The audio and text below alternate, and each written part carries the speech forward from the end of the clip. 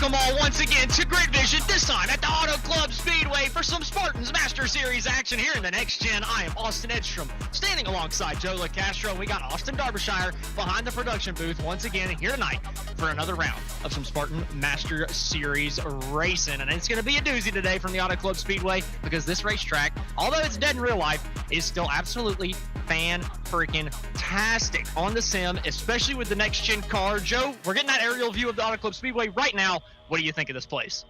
Well, you said it was dead in real life, but I think that it's coming alive tonight. And if it's coming alive, I am excited to see how well these guys. You set this up so well for me to get hyped, and I am absolutely jazzed to see the SSRL guys go around tonight and absolutely tear it up. You know, I'm setting it up because I actually feel this way, right? This is one of the best racetracks on the iRacing circuit, right? I know we got all the NASCAR tracks here, but they act different a little bit in real life compared to the sim. And right now, Auto Club is one of the best tracks, especially for the next gen. Now, there's some frustration that the drivers are going to find a little bit later tonight, and we'll get into that in a moment with the keys to the race. And, well, right on time, the keys to the race popping up right on my screen for me to look at right now. The first one is going to be to hold a steady wheel. I'm telling you, tire saving means everything at this racetrack. You got to figure out how to go fast, but you got to keep that wheel steady. And the less turning you do with that steering wheel, the less you're going to burn up that right front tire. Next up, this place, it's got multiple grooves. You can find so many different ways to get around this racetrack, so many different ways to make passes. I'm telling you, you're going to see people using the fence. You're going to see people using the apron. You can run all over this freaking racetrack. And then now into the third and final key, going to go with find a hole on the straightaway. Look, you get up to the back straightaway coming off of turn number 2, coming off of turn number 4 back to the front straightaway. These straights are long. These cars have more drag than any NASCAR car we have ever seen in our lifetimes. And, well, that just punches a huge hole in the air. You got to get in that draft right up next to the wall where the big line of cars are getting, because it's just going to be bump draft city all the way down both straightaways, especially on the restart, first 10, 15 laps after the restart, when everybody's bunched up. It is draft down the straightaways. So you got to find a hole at the top side as we look at our championship standings with Justin Levine up on the top, 700 points in his pocket. Joseph Ghazi only 2 points behind. Yeah, very, very close. Looking at this, PB Henry has moved up and is sitting pretty in third right now. But Johan Seminario has 2 wins, and I think he's missed a couple of races, and that's why he's a little bit down in points, unfortunately. Yeah, Johan just a little bit further back than he would like to be, but like you said, missed a couple races. He's had a couple of DNFs too, so Johan's been bitten by the bad luck bug a couple times this season so far. So hopefully this time tonight he'll be a little bit luckier. But like I said, Auto Club, it's a little crazy, man. These restarts are going to be hairy. They're going to be intense. Everybody packed up on top of each other. Not much room to go. Even though the track's crazy wide, you would think you'd have plenty of room. I'm telling you, you're going to find some very, very hairy moments coming out of these corners. You got to push this car for everything it's got coming out of both corners. Get that big run down the straightaways.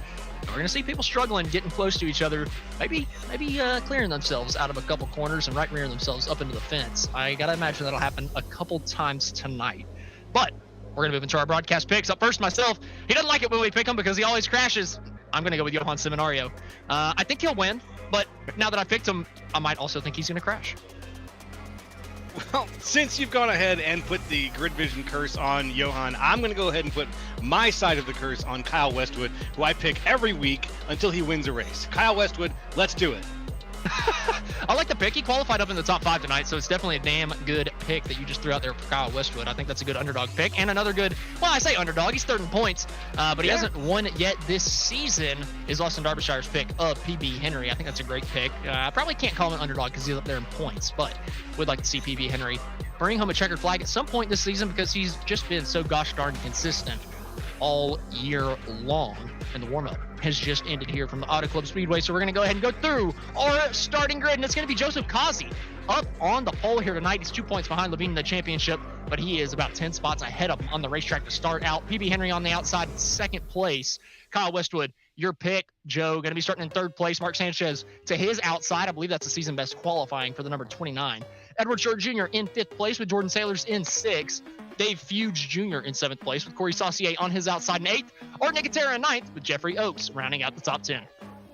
Moving into 11th place, that's Justin Levine. 12th, Kevin Zosiak. 13th, Chris Vincent. 14th, Robert Besaw. 15th, Daryl Klotz. 16th, Kalen Mitchell. 7th, 17th, Jared Feltman. 18th, Evan Ethel. 19th, Jay Salmon on the outside. The 20th of Todd Parent. 21st place is going to be my pick, Johan Seminario. 22nd, Chris Hudson. 23rd is going to be Charles Abbott with Colby Jackson on his outside. And 24th, lining up in row number 13, is going to be Charles Van Schack and Sammy Harrell. Kyle Gerlach going to be lining up at 28th with Dakota Jorgensen in 27th and 28th, I should say, with Lou Christian in 29th, and Jake Hickson rounds out the top 30. Let's bring it home. Kyle Fountain is in 31st with Scott Schroeder in 32nd on the outside. 33rd, it's Kenny Powell. 34th, it's James Staples. 35th, Tom Ringer. 36th, Reese Schaefer. And rounding things out, Chuck Burley in 37th. And a little bit of frustration for our championship leader. We're just learning through our broadcast chat that the championship leader, Justin Levine, does have a pass-through penalty that he has to serve at the beginning of this race. So he's starting 11th, but he's going to immediately go down to the back of the pack. He's going to need an early caution to get himself back into this one. Now, the good news for him, it's just a drive-through. Doesn't have to stop in his box or anything. And, Auto Club, pretty daggum big. So you're not going to go a lap down. Yeah, it'll definitely be a situation where he'll be at the end of the line, but he'll be able to come back from it. If, like you said, people get a little bit excited. But you said my 3 favorite words in NASCAR, drafting earlier. So that's what I'm looking forward to. I think if these guys really know this track well, and I bet that they do, they're going to figure out how they can space themselves out, really take advantage of some of those early laps without hopefully bunching up too much. And we can see some great green flag racing early on here. We're about to find out 120 laps. Like you said, I think it's going to be some fantastic green flag racing, too. Joseph Cosby up on the pole, PB Henry on the outside. 120 laps around the Auto Club Speedway. Unfortunately defunct in real life, but we're bringing it back to life here tonight on Grid Vision. Joseph Cosby leading us down to the Geico restart zone for the first time here tonight. And that number 88 gets the green flag, and we're racing from Auto Club.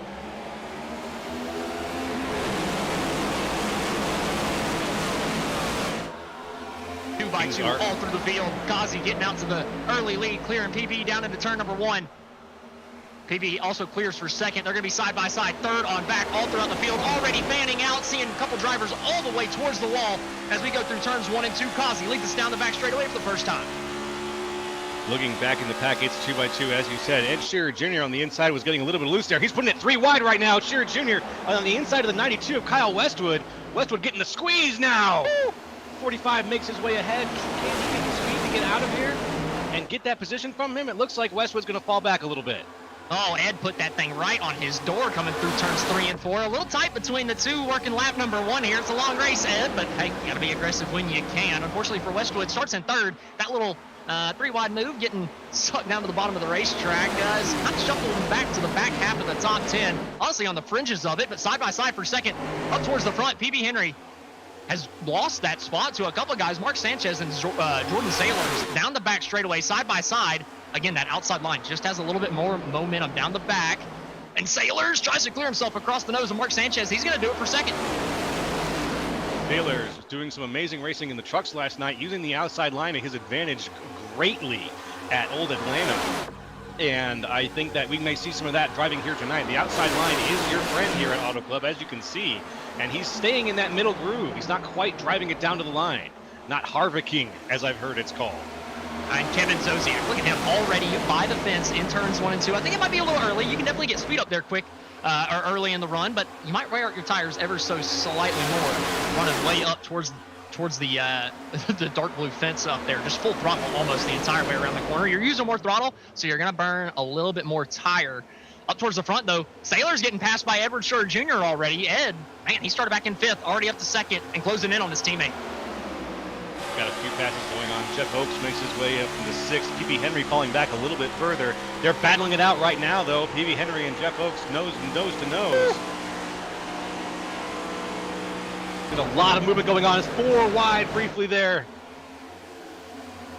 PB lost the nose through turns 1 and 2, man. I thought he was going to run Jeffrey Oakes into the fence. He loses a ton of momentum, and he's starting to lose a ton of spots down the back straightaway. Now Kalen Mitchell just dives to the outside of him, entering turn number 3, driving it in way deeper than PB's willing to. And Kalen Mitchell gets the right rear, keeps it all the way through turn 4.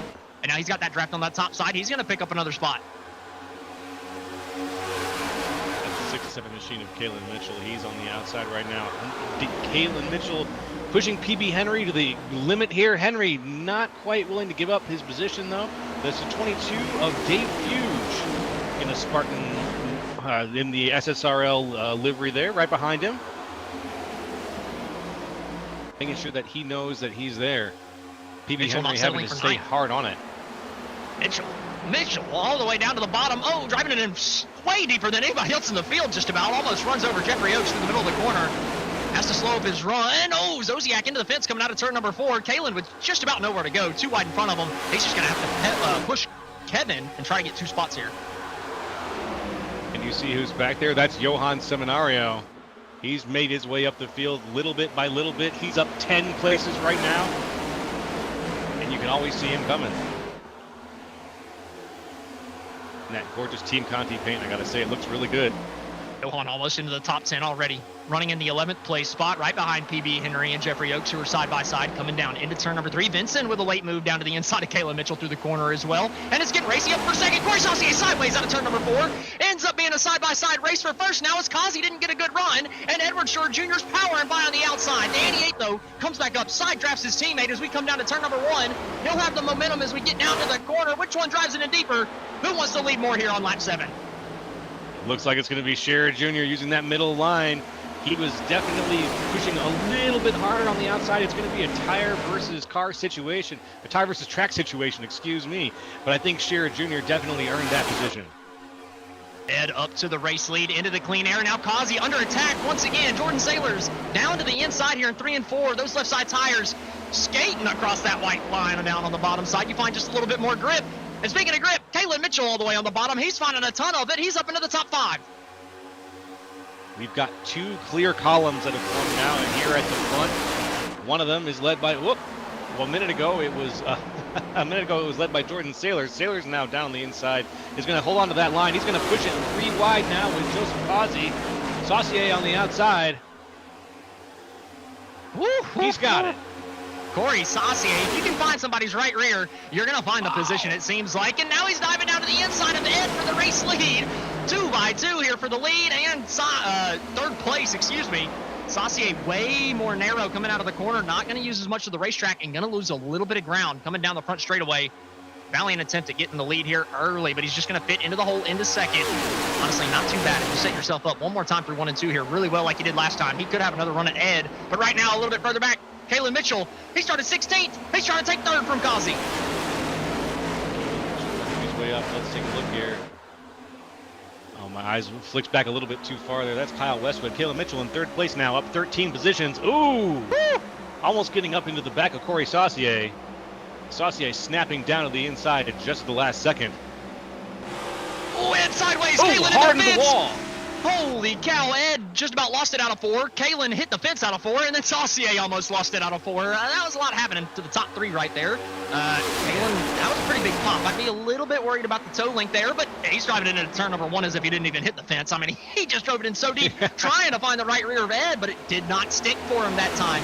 Ed's got the run. They might be side by side for second, but Corey just didn't have the run to keep it.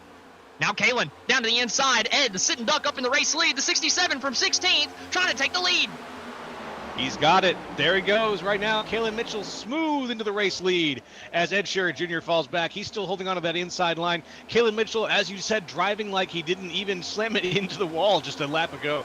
But here he is. Let's see if there's any long-term damage to that car. Right now, it looks like in the moment, there's not too much to worry about. He's driving it straight, and he was able to snap it down hard on Ed Scherer Jr. So let's see if he can hold on to that line, because Scherer Jr. has abandoned his middle line approach, and he's taking it back down to the inside. Crazy that Kalen Mitchell stays to the top side of the racetrack. Even after he's cleared everybody, he is hard committed to that top lane. And why wouldn't he be? He came from 16th to 1st using it, and now that he's up in the race lead, still through 1 and 2, utilizing the top and down into 3 and 4, just seems like the bottom lane is the preferred groove. Kalen a little wide coming out of the corner, able to keep it out of the wall, but Saucier, Sailor's a little bit further back, actually scraping the fence, might end up losing him 5th place. Sailors keeping things too wide with Seminario. Seminario falling back now, almost getting into the nose of Chris Vinson. Vinson in the yellow SSR car. School of Sim Racing. He's on the inside of Seminario now. The two of them working. Nope, it's going to be Seminario by a nose here. Oh, now Seminario diving down to the inside of Sailors. Coming through 3 and 4. Saucier really slow on the top side. Could have been 3 wide for a moment, but Saucier ends up getting on the gas pedal. Oh, maybe a little bit too hard. Saucier almost spinning out of 4. Sailors puts it in the wall to avoid it, and Johan goes through to 4th. Wow, Right a down little the front spark on the straightaway. track. Oh my goodness. Heart's beating. Oh my goodness. There were sparks on the track briefly there as we were in a 4-wide situation, but looks like things have sorted themselves out now. Seminario is safe and sound as he is chasing down Joseph Kazi now for that 3rd place spot. We got one from 16th to 1st, one from 21st to 4th, and one from 13th to 5th. This Chris Vinson is looking to take that 5th place position, I should say, away from PB Henry here, down into 3 and 4. Both these guys side by side, fighting for that top 5 spot.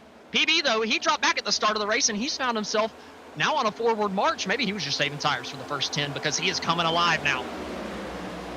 Could be. Yeah, he fell back a little bit. He's down 3 from where he started, but he's got a little ways to go considering he's got to catch up to Johan, who's been really charging hard up through the field throughout this early race so far. And if there's a guy to catch or a pace to set, it's going to be Johan Seminario setting it. So good luck to PB Henry.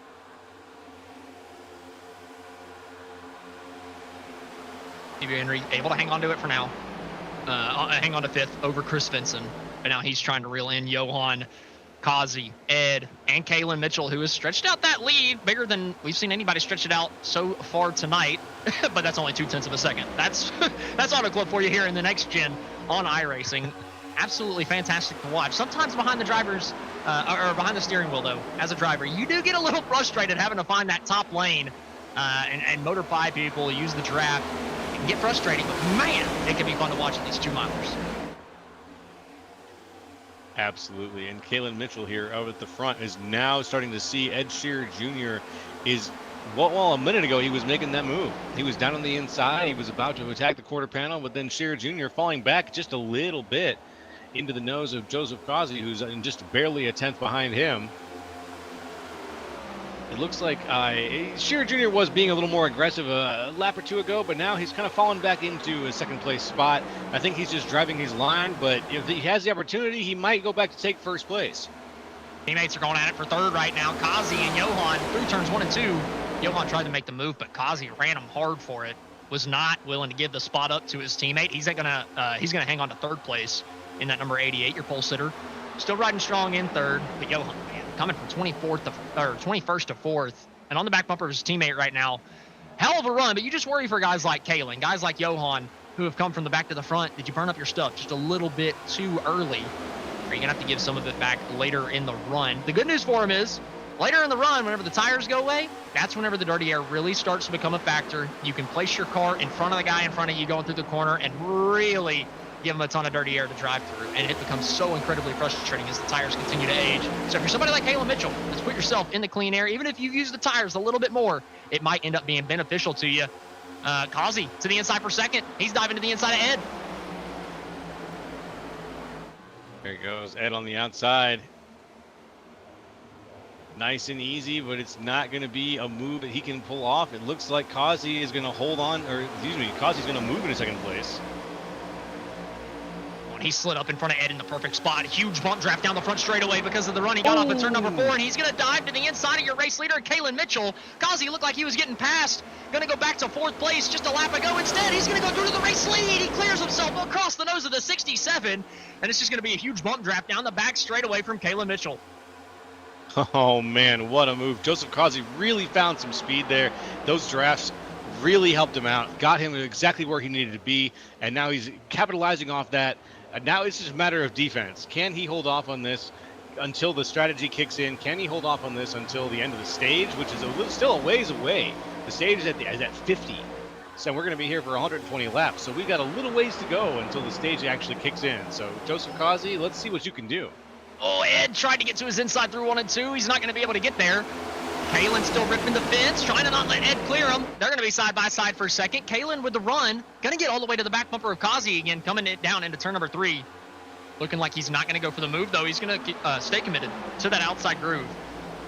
Not really working out for the 67 like it was earlier, though. He's able to kind of hang on to his spot, but just does not have the same speed he had earlier. Ed, a little sideways out of 4, going to buy Kalen a little bit more time and offer Johan an opportunity to get to his inside down the front.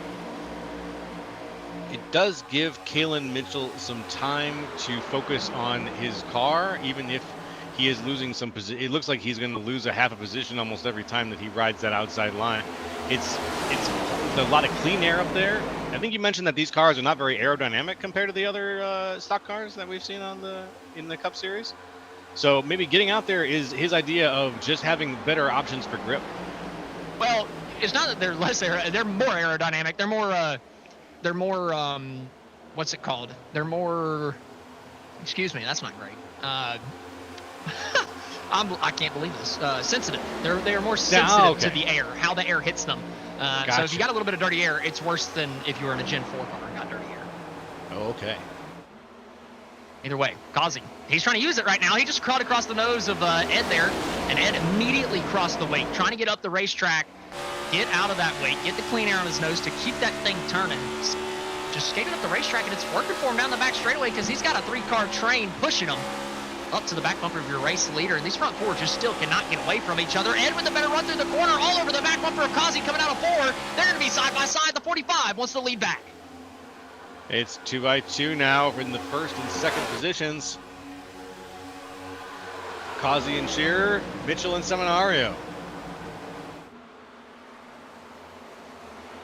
And Chris Vincent is still in the picture. Look at him way up at the top side of the racetrack.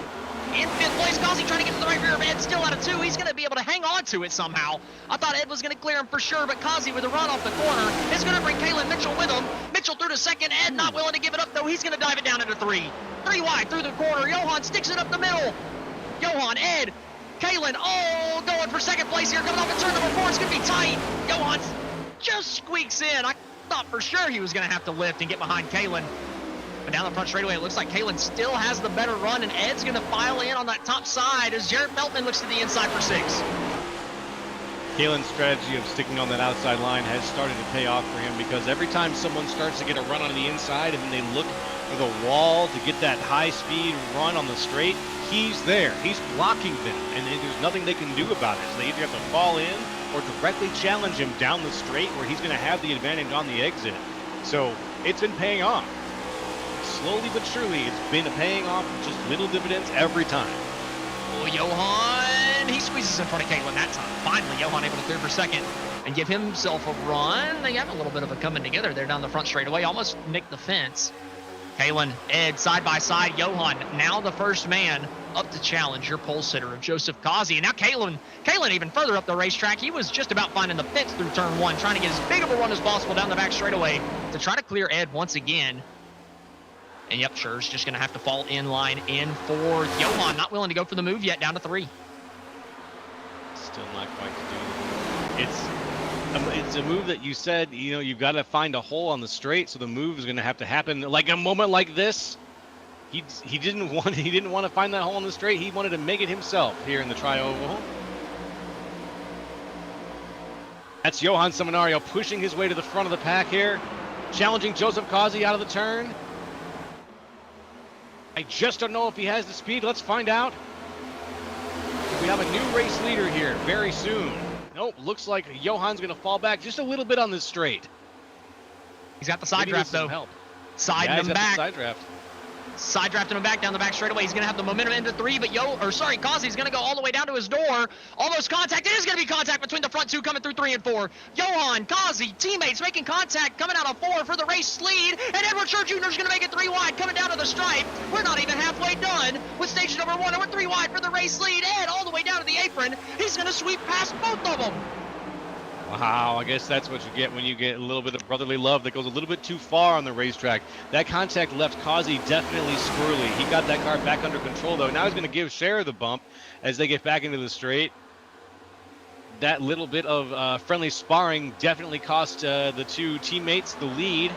But Shearer Jr. is going to have to fight off 2 very angry men now.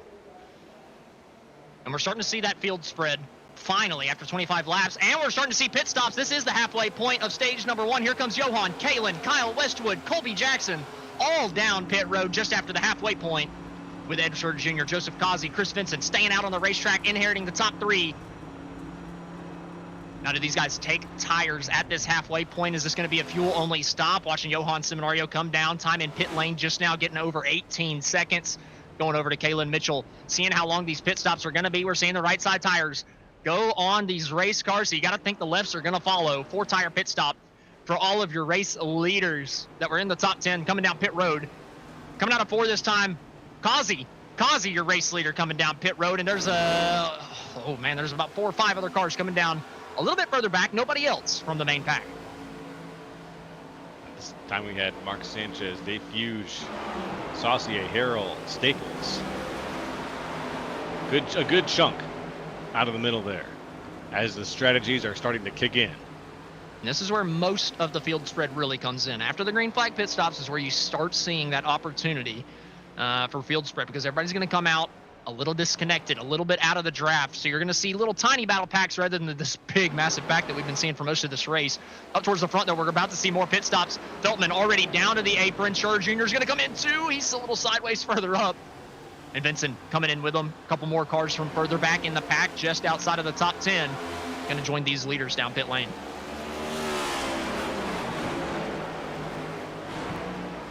For the people who are still out right now, that's going to be Charles Van Schack. I want to say that's how you pronounce Shack. that. At least that's what I say. That works. It works for me. As long as we're both saying it together, and we'll figure out whether we're both right or wrong. Charles Van Schack is currently your race leader. PB Henry in second, Zosiak in third. But these guys are also going to be wondering.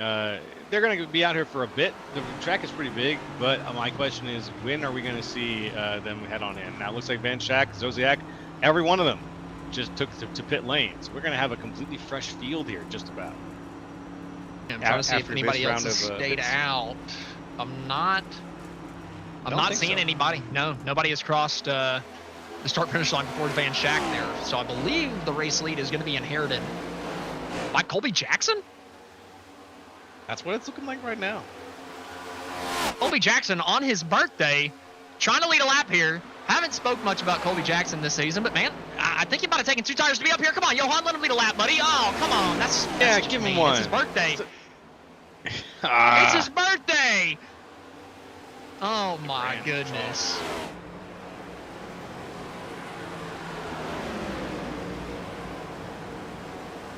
Heartbreaking. They both now just passed Van Schack, so it'd have to be one more lap. Man, tough break for Colby.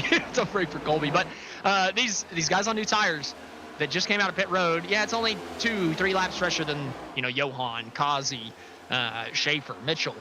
But I'm telling you, that means a lot. It really does mean a lot. It's just, do they have enough time? The stage does end at lap number 50.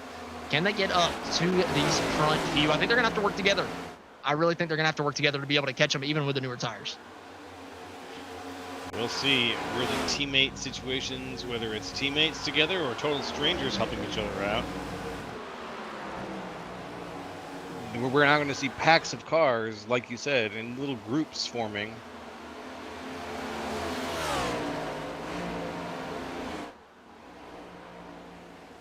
Van Schack up at the front. Seminario now taking that position as the 00 falls back to third. Kazi hot on the tail of Seminario. And now that, the green flag pit stops have completely cycled through and the field is mostly spread apart, we're going to go ahead and take a step back, give these guys on newer tires a chance to catch our front 2 here and take our first commercial break of the racing action. When we come back, we're going to take it to the end of stage number 1. Settle for the rest. For anything on iRacing, there's just one name you need: Makoni. With the launch of Makoni Entertainment and Makoni Competizone alongside Makoni Setup Shop, we now provide the best of the best in setups, paint schemes, coaching, broadcasting, and event organization. With cars across all 4 license classes, we have what you need to hit the track with confidence. Grab a subscription and save money while going fast at MakoniSetupShop.com/subscriptions. And remember, at Makoni Setup Shop, there are setups, but your victories.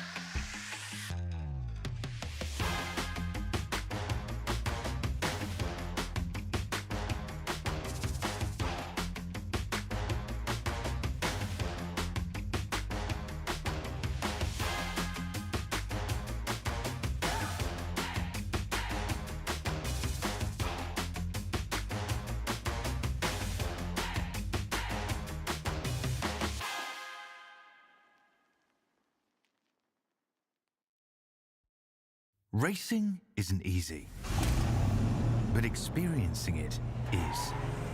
iRacing puts you in the driver's seat with the industry's leading sim racing game. Drive on laser scan replicas of the greatest racing circuits from around the world. Go head-to-head against other drivers chosen by skill-based matchmaking to ensure competitive racing at every level. Compete across all your favorite series. In officially licensed cars, engineered to deliver the most accurate driving experience possible.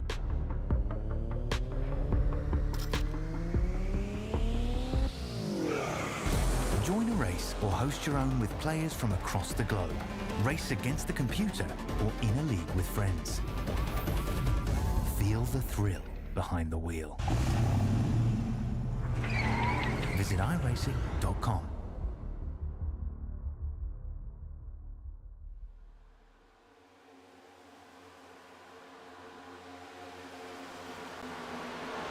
Welcome back to the Auto Club Speedway. We're just about to finish up stage number 1 here in the Spartans Masters Series. As we're looking at Ed Shore Jr. just about losing out of turn number 4.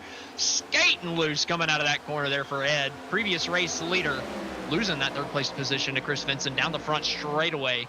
These guys all trying to catch your race leaders. Even with that moment, they caught in about 0.2 of a second that lap. With 14 laps to go, if they can keep that pace, they're going to get there. And in our top 10, we've had Dave Fuge Jr. passing for Charles Van Schack for 9th. Mark Sanchez just made the move on Jordan Sailors. They're side by side right now. Sanchez just getting by on the inside line. Sailors falling in line behind him. Just outside the top 5, these two guys running. Ooh. But you got to think they don't want to fight too much either. If you're Sailors, you got to think, I'm just going to push him down the straights, and that's exactly what he's doing. Well, never mind. He's going to go to the inside now. It looked like Mark might have actually drifted out wide, but they're trying to get the bump draft going, just staying with these guys because they know that this front pack right in front of them, these 3 guys are catching the front 2. If you can just stay with them, you're going to give yourself an opportunity to win this stage because you got newer tires than those guys up front. So just stay in it, stay with them if you're Sailors, if you're Sanchez, if you're Feltman back there in 8th. I feel like all those guys have a chance. They just got to stay in this draft, continue to move forward. With Vincent, the problem is the last 2 laps, Vincent hasn't really gone anywhere. It stayed stationary at about 2.2 seconds. Oh, that's true. And hey, we still have a lot of race left. So patience is going to be part of the game. And if you can stay in the top 10, if you can stay with the pace of the top 10 and read the positions, you're going to be all right in the long run. Like you said, guys like Felton, guys like Sailors, who are sitting around 7th, 8th, 9th, Dave Jr., they've got a chance here tonight. And that chance is in the long game. Stay out of wrecks, stay green, and we'll see how things play out. Vincent cuts the gap ever so slightly so far this lap, about a 10th down out of that lead. So maybe he's starting to find a little bit. Now the tires are probably starting to wear a little bit more for the front 2 now that we're 14, 15 laps into the run. Maybe finally just now starting to see the tires fall off for Kazi and Seminario. Sanchez found the fence out of turn number 4, running in that 6th place spot, but he's still keeping that, that healthy gap to Caleb Mitchell right in front of him, to where if they do run the leaders down in front of him, Sanchez will be right there with these guys as long as he doesn't get too far back off the back of them. Problem is, Feltman is coming in 7th place here. He's passed Sailors, made it look easy, and he is absolutely driven away from him. Up to the race lead, though. Seminario is finally looking to the inside of Kazi. I don't like this move. This is going to bring everybody back into it if he stays here and side drafts them. Whoa. Yep, the big cross up now. He's looking for the outside now instead, maybe? No?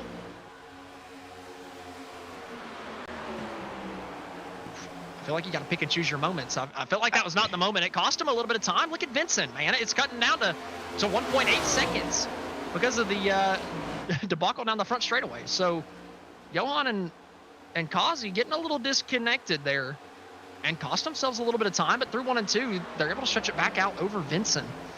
So if they stay single file, excuse me, I don't think Vincent can get there, but if they start to race with 4 or 5 laps to go, Vincent will be on him in a heartbeat. Absolutely. You know what? You're right. And I think that if Joseph Kazi has any luck, Johan Seminario is going to fall in, and the 2 of them are going to work together, and they're going to find a way to just blast away from the pack behind them. But what we've seen so far, there is a slight disconnect. And I think maybe not as much now as we saw a few moments moments ago, because now it looks like Seminario really is just sort of falling into the line. Oh, he's going down to the inside, but he's not going to push it hard. You see, he's going to stay close. He's going to use that speed to stay close onto the tail of Joseph Kazi, but we'll see if he makes the pass. We'll see. I think he's going to stay there for a couple more laps. So what do you say we do a little bit of a full field rundown? I know we've mostly paid attention to the top 10 in this race so far because, well, the race for the lead hasn't gotten further apart than 0.2 of a second all race long. So let's give a full field rundown, kind of give an idea of where everybody is running so far tonight. Obviously, Kazi, Seminario teammates up in the front 2 positions. Behind them, Chris Vincent still hanging on to 3rd, still trying to run them down, but it's really stagnated there. This battle pack of 5 cars might just have to race it out for 3rd at the end of stage number 1, but Ed Schur Jr. in 4th, Caleb Mitchell 5th, Jared Felton making the move for 6th, with Mark Sanchez now riding in the 7th place position. PB Henry has gotten up to 8th, a little ways further back, passing Kevin Zosiak for who's sitting in the 9th place spot, and Jordan Saylor's sitting in 10th, looking to the outside of Dave Fuge Jr. Both those guys fighting for the top 10.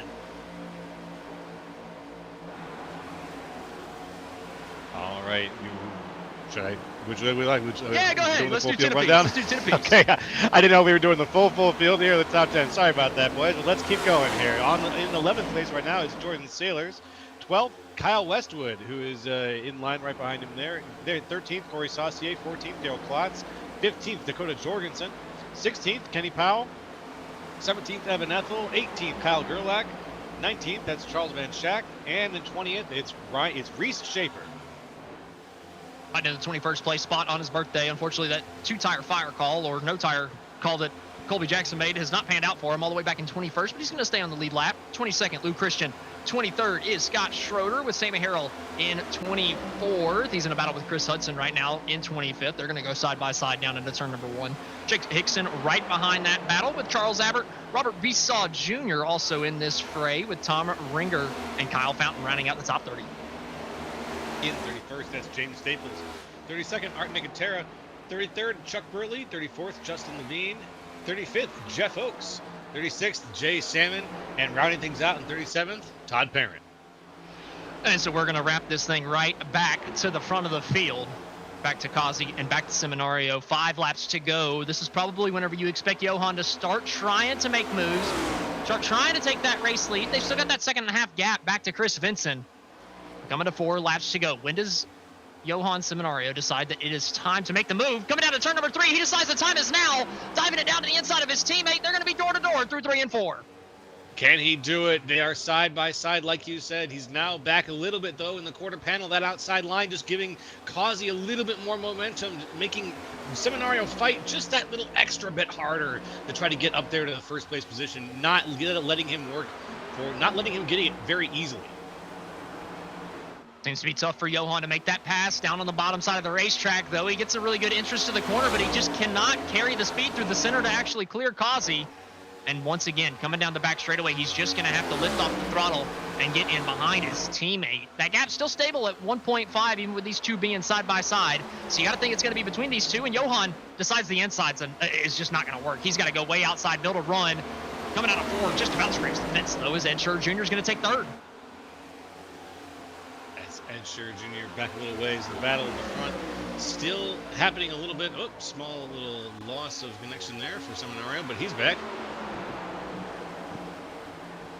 And it looks like Kazi and Seminario are going to cool things off just a little bit as we've got 3 laps to go until the end of stage 1. Oh. Well, Johan got a run out of 2. He's to the inside of his teammate Kazi for the race lead. He went way high through 1 and 2. Now diving out the inside. He tries to dive in deep, but Kazi drives it in on his door through the corner. Can Kazi have enough grip on the outside? They're going to be side by side. A little bit of netcode contact between the two coming out of turn number 4. And coming to 2 laps to go in stage number 1. The lead is dwindling over 3rd, and the two teammates are fighting side by side for the stage win. This is an absolutely epic battle between these two guys, and it's something that I said it was cooling off. I was wrong, completely wrong. But I'm happy for it. Oh, can Johan keep it out of his door coming out of 2? Able to keep it off of each other, but man, the bottom side has just not been good enough. Kazi doing just enough on that outside groove, keeping the momentum to slow down Johan. Coming down to 3 and 4. Once again, gonna have 1 lap to go in the stage whenever we hit the stripe. Does Seminario have anything for his teammate? I think he's got plenty. We've seen him here trying to getting that exact moment where he slingshots out from behind the car. I think he's setting it up right here. We'll see what happens as he comes around. There we go, across the stripe. Oh, what? Was that the... This is an actual caution here. Oh. This is not the stage end. Well, it will be the stage end. It will be. Yeah, it's going to count. It's going to end up including it. But what an interestingly timed yellow. Let's see who was involved here. I thought somebody threw the yellow early on accident or something. Me but no, too. We had a spinner coming out of 4. I was like, who did that? We were going to have a great battle on the last lap. Instead, a spinner back further in the pack, right in front of Kyle Gerlach. Oh, is that Powell that gets into the back? As Evan Ethel, who spins. Yeah, Powell got into the back of him. Ethel was kind of coming off the wall a little bit, though, and coming out of the corner, you can't come off the wall. I'm going to get a better view of it here, just kind of see, does Ethel come down? Well, I saw a little smoke coming out of him like he got a little loose. So I don't think it's that he came down. I think he might have gotten a little loose and it slowed his momentum, and unfortunately, Kenny couldn't react in time. We might have to get an onboard from Powell to really get a decent idea of what he saw behind the wheel. But one more look on the outside here. Yeah, he got a little loose. Evan got just a little loose, almost like he bottomed out on the exit of the corner. Yep, I'm thinking that's what happened here. We saw the tail of the car fish out just that a couple of inches. It's kind of one of those telltale moments where you say, this is exactly what happened. And it's unfortunate, but it was a racing accident. I don't think there was anything else involved there. And it's one of those things only where, involving like, one car. Yeah, and you feel bad for Evan. Like, I don't want to put anything too harsh on him. It's not like it was his fault. That's one of those things you kind of call a racing incident, because his looseness was the tiniest amount of loose you're ever going to see in a stock car, but it's enough to slow up your momentum, and whenever you've got somebody on your bumper, they're just not going to be able to react in time. So, pretty standard racing incident there. Unfortunate for Evan. Unfortunate for Johan. He didn't get a chance to pass his teammate, but ultimately, that's going to be our Stage 1 finish, and Johan Seminario, it did not have enough. He's going to finish second. Joseph Kazi, sorry, his teammate, is going to be up in the race lead at the end of stage number 1.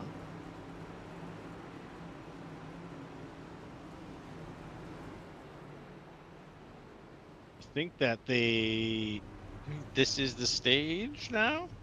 Well, it's definitely the stage. Yeah. It was the end of It was the end of the lap before the one that they came down pit road. So their pit stops don't have anything to do with it. I just feel like a bucket of cold water got thrown on my head when that yellow came out, because I was locked in to the battle for first place. I was just upset that it came out. I thought for sure somebody mistakenly threw the yellow flag 1 lap early. Yeah. Happy that was not the case, but it's still unfortunate we didn't get the finish. But everybody coming down, taking tires, getting set up for this second and final stage here tonight. Going to be probably 65 laps whenever we go to green, but we're going to go ahead and take our second step aside here tonight and go to another commercial. When we come back, we're going to have the second stage coming at you live. You want to be the best. You can't settle for the rest. For anything on iRacing, there's just one name you need, Makoni. With the launch of Makoni Entertainment and Makoni Competizone alongside Makoni Setup Shop, we now provide the best of the best in setups, paint schemes, coaching, broadcasting, and event organization. With cars across all 4 license classes, we have what you need to hit the track with confidence. Grab a subscription and save money while going fast at MakoniSetupShop.com/subscriptions. And remember, at Makoni Setup Shop, there are setups, but your victories.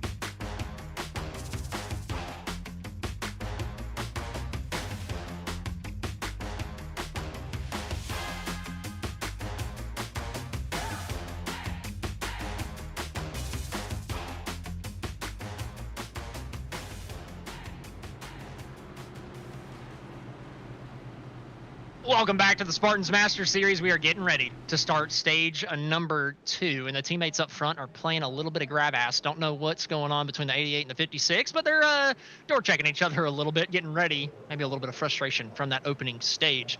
But coming down to this restart, we're going to end up getting an on board of Jordan Sailors back in 15th, so we can give you guys an idea exactly what they have to deal with back in traffic. This first lap going to be fully on board with Jordan Sailors. Coming up to the green flag. Kazi up in the lead, slams the gas, so we're racing once again. From Auto Club, Sailors a little slow through the gears here on the restart. Gonna let Saucier get up in front of him on that outside groove. Through the gears, typically, you want to get down to the bottom side of the racetrack on the restart, but you want to get back up top. Coming out of turn number 2, Sailors just staying committed to the top side. Seeing Kenny Powell in his mirror up at the top side of your screen, just barely clearing him as we come down the back. And getting a huge draft from the guys in front, but ultimately just a little bit too far back for Sailors to be able to do anything. Maybe I picked a bad one for us to go on on board with, since he had such a big gap to the guys in front. But you see the mayhem right in front, and Kenny Powell trying to get to his outside in that mirror. Sailors going to clear him off, almost find the fence, and continue to draft up to the pack in front, trying to get himself another run as Fuge Jr. way to the inside. Looking to pick up a spot over to Cody Jorgensen. Henry getting out of the gas really early coming down to turn number 1. You can tell PB Henry's going for the tire saving strategy, the way he's entering these corners. And that strategy has paid off for him before with some impressive drives. So we'll see again if that pays off here tonight. Down the back straightaway, Fuge looking to the inside. Still trying to get that spot away from Dakota. He's going to drive it in deep. They might end up being 3 wide through the corner. Here's Westwood, went way high up the racetrack. Westwood with a runoff, going to clear both these guys, and Jorgensen finds a hole at the top. Almost found the fence, but they're going to be 3 wide a little bit further back as Colby Jackson stuck on the bottom side, trying to fight his way up a little bit further up the racetrack, just inside the top 20. Some movement going on also inside the top 20. Reese Schaefer has made 2 moves now. Got eyes on there. He's made the move. He's passed up for 14th. He's up 22 places from where the race started. Kalen Mitchell down to the inside of your race leader. Up at the front, he's trying to take the lead away from Kazi. Johan all over his back bumper, getting him a little bit loose.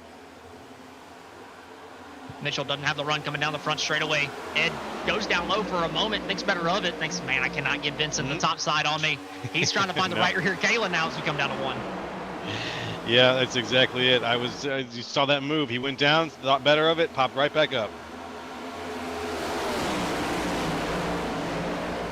Ozzy's still clearing the race lead. A lot of racing further back. Colby Jackson's still stuck on the bottom 3 wide. He's got Kenny Powell in the middle. Corey Saucier up top, just outside of the top 15, but up towards the front. Kalen Mitchell's starting to bleed positions, being stuck down on the bottom side of the racetrack. Vincent flying around the outside. He's going to find the right rear of Ed.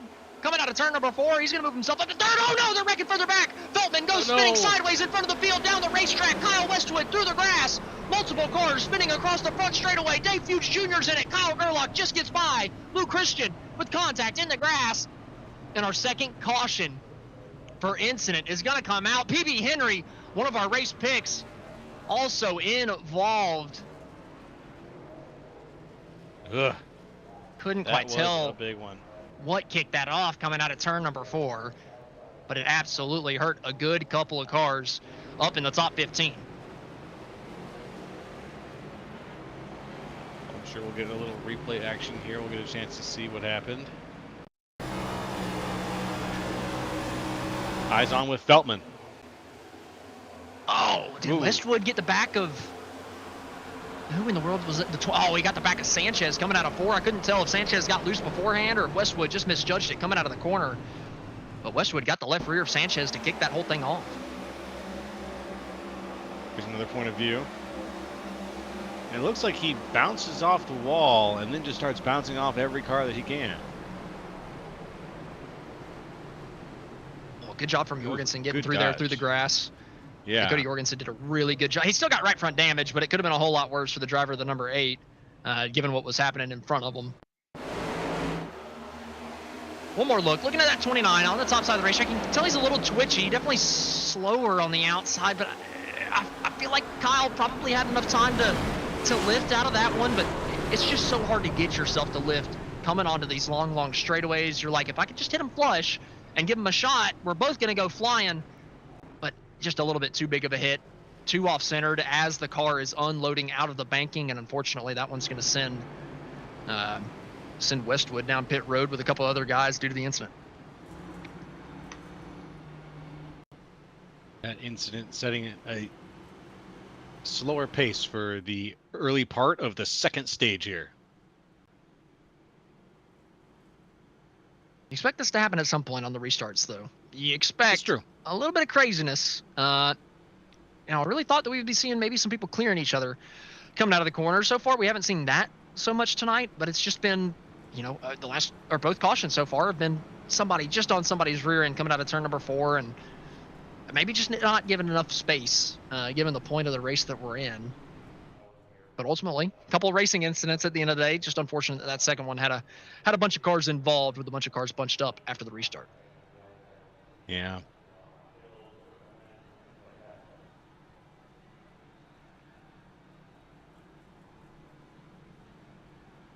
So how are our picks doing right now? Let's see. Seminario is sitting in 6th.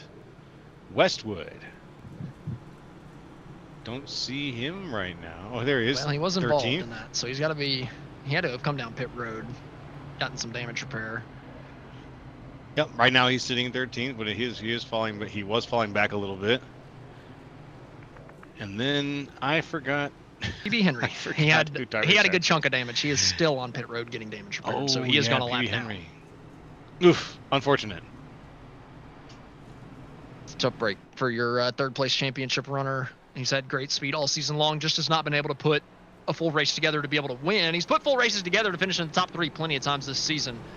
Just has not been able to find the top step of the podium. And even though these next gen cars are tanks, if you end up going down a lap, you're asking for a lot of help to get yourself back into this thing and back up to the front. So that might be night over for PB Henry. He's going to need a lot of help to get back up here.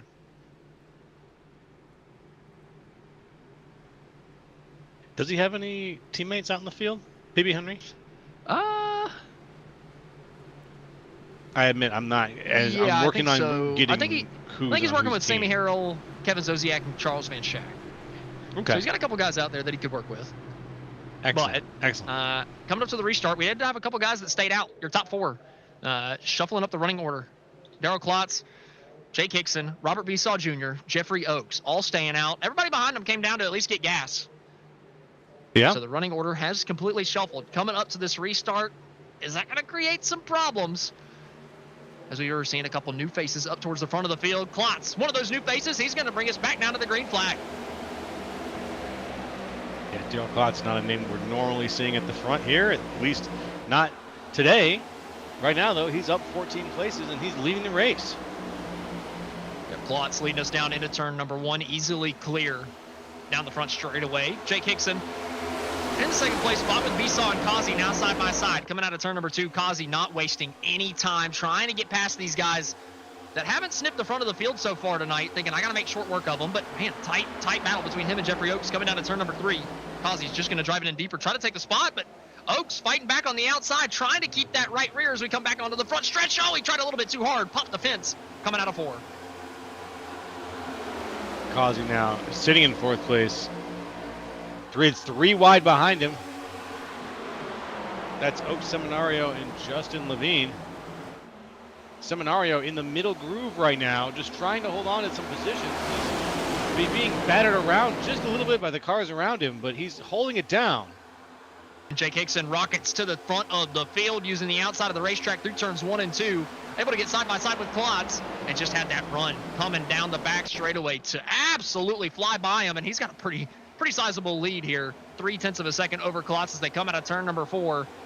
And again, those cars that have been up in the front of the field all night long trying to come through and get that clean air first. Right now, the guy leading that charge is Joseph Kazi up to the outside, but his teammate Johan not too far behind, and neither is Levine. No, Levine is right there. He's holding on tight. Pardon me.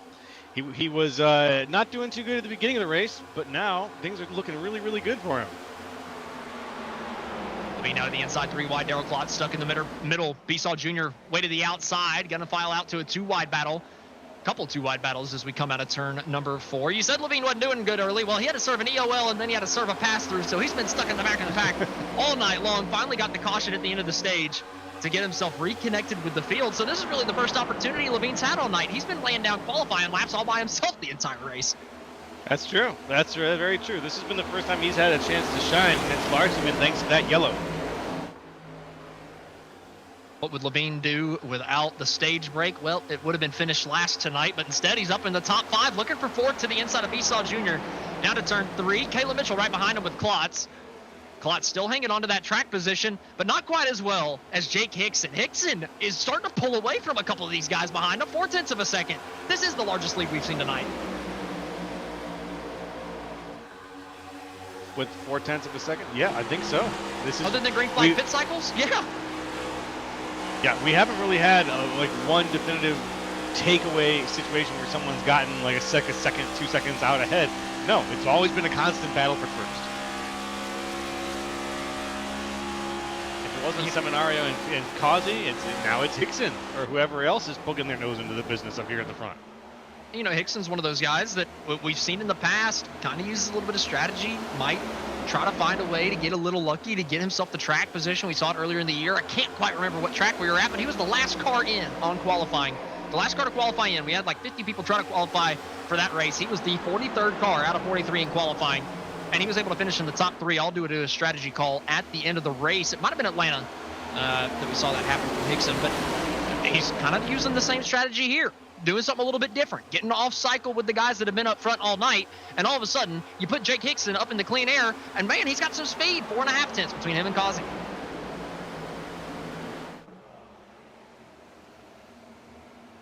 Causey, Seminario, still right next to each other. Oh, Mitchell finding the fence. I was going to say we got some contact back there. Made Mitchell into the wall. A little further back now. Chris Vinson is guarding the inside from Corey Saucier on the outside for 10th, excuse me. And we've all heard of the Darlington Stripe, but man, we got the Auto Club Clubber right here coming out of turn number 4. I mean, it's a clubbing that these cars take coming out of turn number 4 whenever they smack that fence. And we have seen just about everybody in the freaking field do it tonight. I mean, it has been ridiculous how many cars we have seen smack that wall coming out of turn number 4. Almost every lap we're seeing somebody kiss it. I think somebody just outside the top 10 did there, just kind of skated by it. Caleb Mitchell, Robert Besaw Jr., they're going to be side by side coming down to 1. Besaw's going to lift, give the spot to Kalen. And Kalen's going to take that middle groove, try to use the momentum coming off the corner, get himself up to Ed up here for the top 5. Kalen looking good right now in 6th, up 10 positions. Besaw Jr. behind him. And behind him, that's Dale Klotz and Colby Jackson side by side.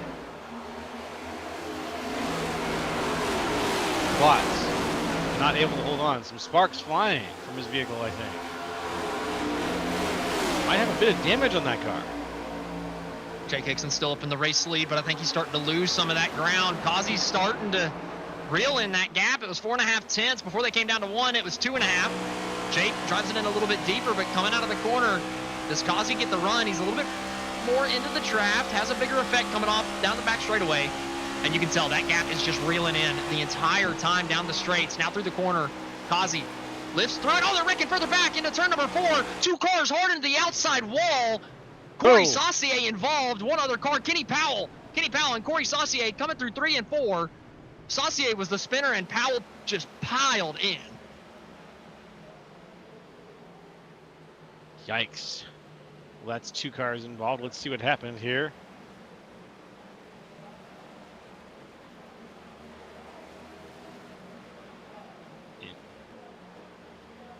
There we go.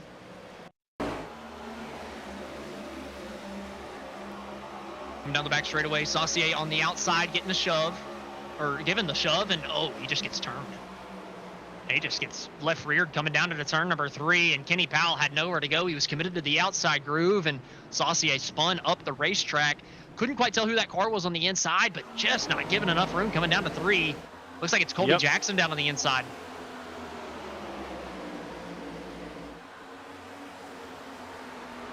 Yeah. Oh, man. No. Oh, complete destruction of the back end of that car.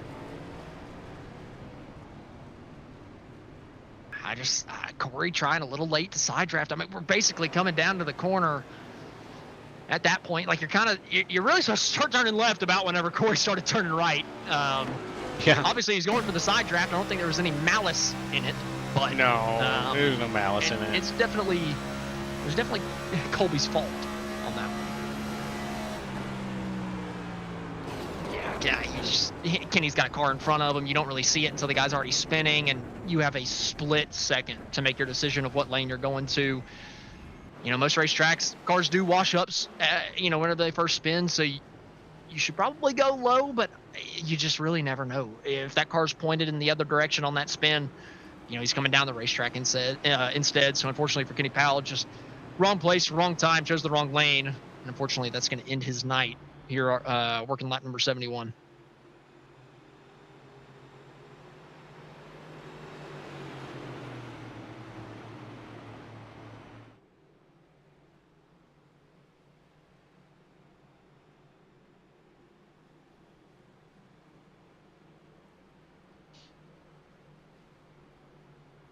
And with the yellow flag out, we're just taking a moment to stretch. Oh, pardon me. I do need a personal stretch here. Just a quick one. So stretch those legs, folks. Get a drink. Get settled in for the second half of this stage here. Go pop some popcorn. Bring your phone with you. Keep the stream running. Keep the numbers up. That's all. Yes. Don't leave us, please. Keep the sound on. No. Multiple screens, A-OK. I do want to remind all of our viewers that we will be moving over to Twitch starting next season. So yeah, be keeping an eye on that. Stuff. We will be dropping that on all our socials here pretty soon here on Grid Vision. That's why you see the purple in the pre-race rather than the orange. A little bit of Grid Vision rebranding there. Kind of like the purple. I think we might need to make that permanent. It's classy.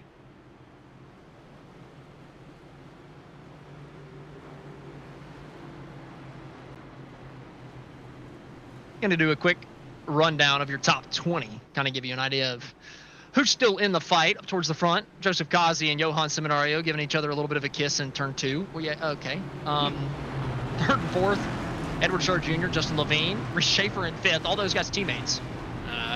Sixth place, Jake Hickson holding on to that track position nicely. Caleb Mitchell in seventh. Robert Vesal Jr. in eighth. Colby Jackson up in the top 10, even after that incident, which, of course, he did just kind of spin the guy and kept on going. So I guess it makes sense. But Colby Jackson up to 9th. Darryl Klott's going to be starting on his outside in 10th place. And in 11th place, Dale Klotz. Chris Vinson, actually.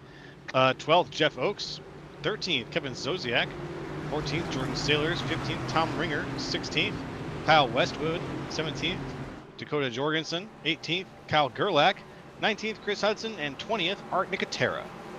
All right, so that's your top 20 as we come down to 48 laps to go here in the Auto Club 120 for the Spartans Master Series. Kazi, Johan, they've been the two to beat all night long. They're the two up on the front row. As we come back up to the restart, 48 laps to go as Kazi hits the gas.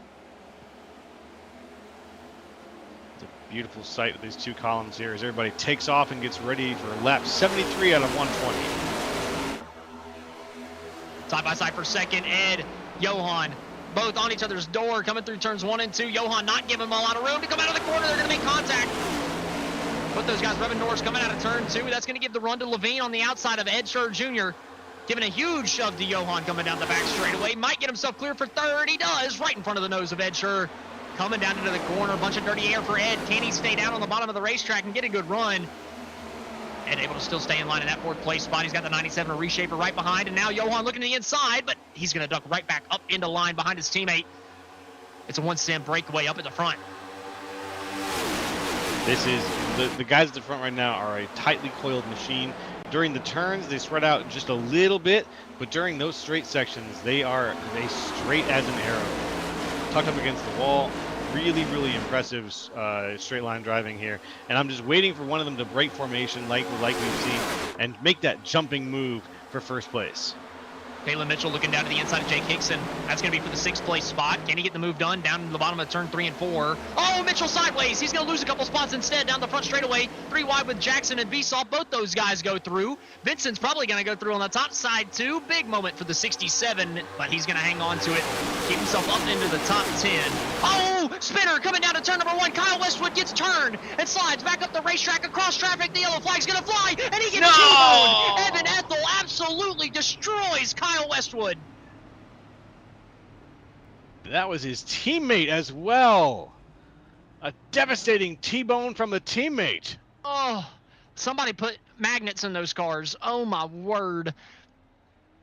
Oh, yeah, the big expensive neodymium kind, too. They really, really met. Oh, Oaks got him. Westwood came down a little bit, but, I mean, he's... Oh, man, it's just so tough. Like, they're side drafting so tough, so late. Oh. Wow. Oh, that looked man. personal. I mean, they're teammates, so I would imagine it's not, unless they've got really pissed at each other in the Discord chat at some point during this race. If they hadn't been teammates. If they hadn't been teammates, I would say that was personal. I mean, it's almost like he sought him out like a heat-sinking missile. I mean, yeah. that was like target lock-on. Yeah. He's vulnerable. Now. Then just destroy him. Destroy both of them, probably. I really want to see this on board. I mean, I was just saying, you know, with the Powell wreck, typically you slide up the racetrack, so I imagine Evan thought the same thing was going to happen there. And there's a lot of smoke, so he couldn't quite see the car, and Westwood ended up sliding back down the track, so it ends up being a tough break for both those guys, because really, Kyle was going to be fine, but that impact is huge.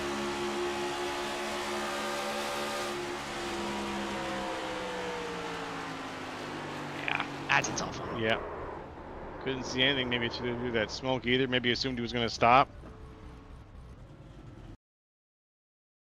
That's a tough one between Oaks and Westwood to start that one off too. You know, we were just talking, Colby kind of came up on the last wreck. It looked very similar, but that time Colby came up to take out, not Kenny, Saucier, I believe. But on this one,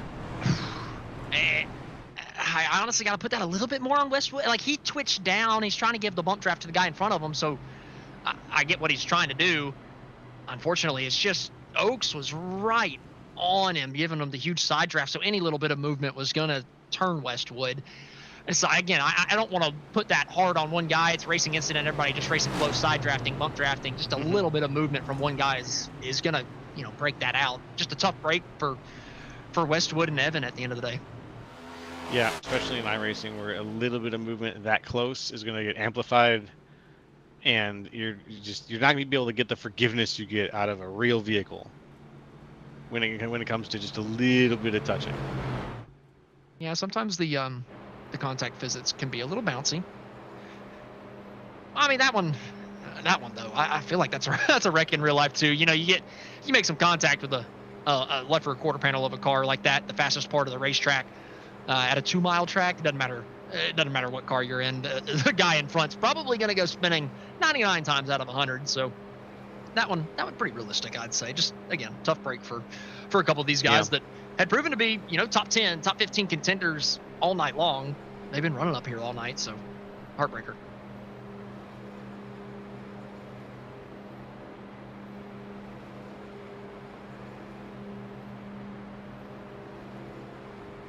We're still 2 to go. Right as I say that, we are now 1 to go.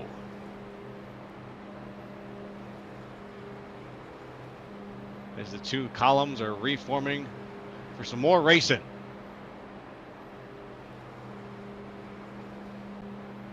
Getting lined up once again.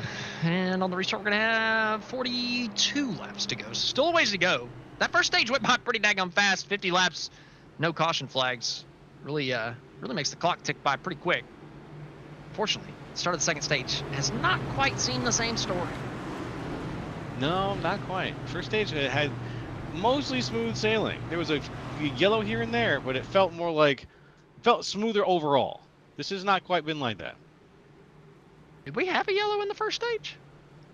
Yeah, the very end. Oh, right. One at the very end. The very end. Yeah, that might have been the only one. Okay.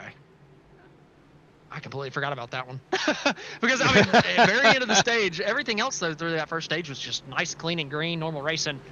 It was. Here so far, the second stage, you can tell the intensity's picked up a little bit. Not as much room being given. The side drafts are just heavier.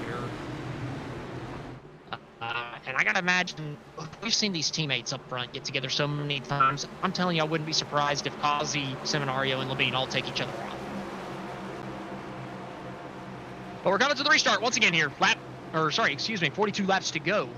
About to take lap number 79. Joseph Kazi, Johan Seminario up on the front row once again.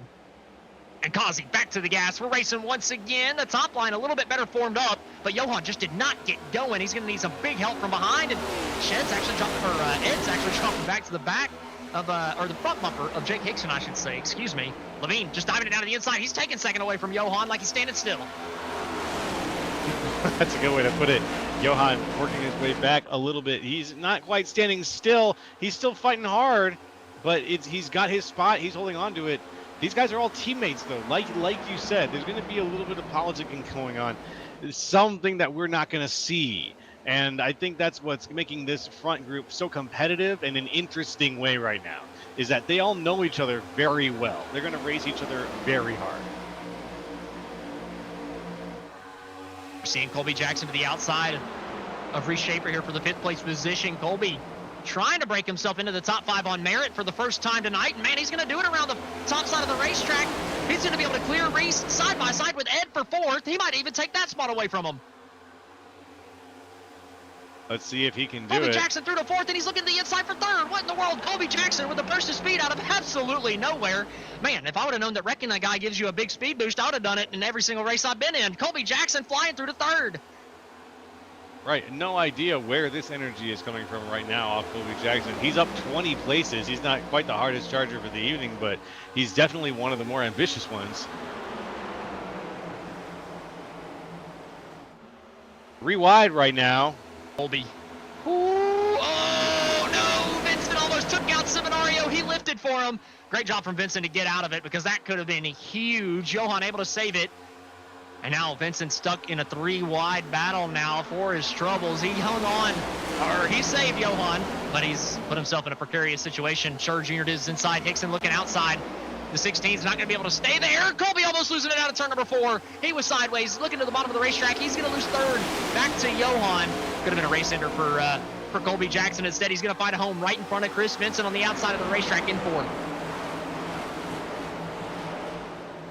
Well, let's see if anybody else can challenge the front here. That's Joseph Kazi.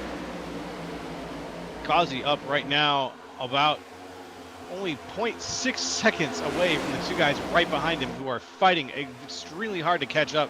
And between the 2 of them, I think, Jackson spinning down to turn number 3. Up. Oh, Colby Jackson somehow hangs on to it. How in the world is he not stuffed in the finish? 4 wide coming out of turn 4. Everybody's still somehow going straight. Reshaper going backwards. Colby Jackson going backwards, but somehow nobody's wrecking. Oh my God. I missed it by an inch, and then all of a sudden I caught the tail end of it, and that was insane. Kalen Mitchell, while all the craziness was happening, somehow goes through to the lead. What the hell, man? Oh, contact between the teammates behind. Kazi giving a door bang. We're going to get a replay to see the pass for the lead since we missed it paying attention to Colby Jackson with a huge save. Coming down the front straightaway, Kalen had the draft, had the run coming out of the corner, able to peek down to the inside of the racetrack. Kazi didn't come down until late the side draft and then had to cover the top to Levine. And, well, Mitchell just drove it in deeper and took the spot away from him. Sometimes that's all you got to. We're going to get a replay of Colby Jackson's save too, guys. Don't worry, because I can't believe we did not see 15-car pileup down into turn 3.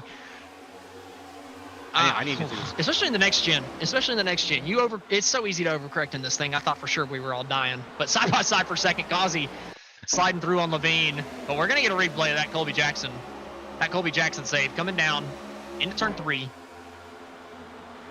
He lifts pretty. Oh man, I just feel like he lifted really, really early, and Vincent just pile drove him. Somehow hung on to it, and everybody scattered. I thought for sure we were all going for a ride. Yeah, that was something that could have ended with him snapping right back up the track. but he held on to it. He read the situation. I would love to see his inputs during that situation, but he read the situation very well. Heartbreaking. Yeah, it sucks. He knows his vehicle, though. That's what I was trying to get at. Basically, he knows his vehicle extremely well.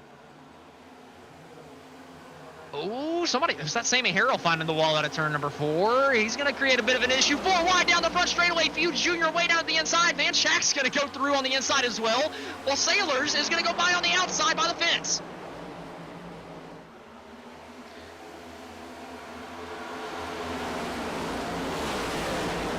Let's Another see. 2 Sailors with the run, still just trying to clear Van Schack.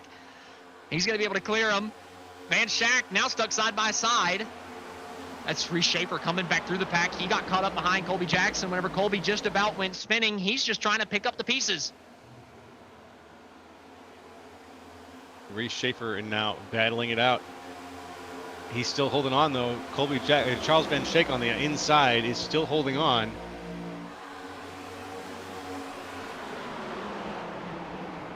They're still too wide now. I think they're on the outside, though. It looks like Dave Hughes Jr. is there. And then, who am I looking at here? I'm trying to figure out who that red car is. There we go. Sammy Harrell. Sammy Harrell. Oh, Colby, don't get yourself another one, buddy. We've seen this once coming down to turn number 3. But those guys end up Seen it. being okay, though, side by side still. Top 10, though, all single file. Kalen Mitchell up in the race lead. And actually, Jake Hickson now looking to the inside of Justin Levine for second. Jake Hickson down to the inside towards the apron down the front straightaway. He had the run out of turn 4. But, man, it's creating a huge draft from behind. Johan and Kazi steaming up on second and third. Johan with a big push right there to Justin Levine. Levine, though, falling back on that cushion of air and ended up side by side again with Jake Hickson. He's getting a push now from Joseph Kazi, just steamrolling past Hickson, who's falling back 2 places now to 4th. Jake's going to throw it in deep down to the 3 and 4, but we've seen Kazi just drive in on people's door all night long on 3 and 4 and be able to keep the momentum. That time, though, the 88 got a little twitchy, got a little loose. The good news for him, though, he's got a teammate right behind him that's just going to shove him down the front straightaway, but Besaw down to the inside is helping Hickson out. Besaw, Hickson, right in line. Seminario on the outside of that. He's got the middle groove. Now he's up at the wall. Seminario looking to fly past Jake Hickson, who's got the inside line. He's got it done. And now he's back behind his old partner, Joseph Kazi.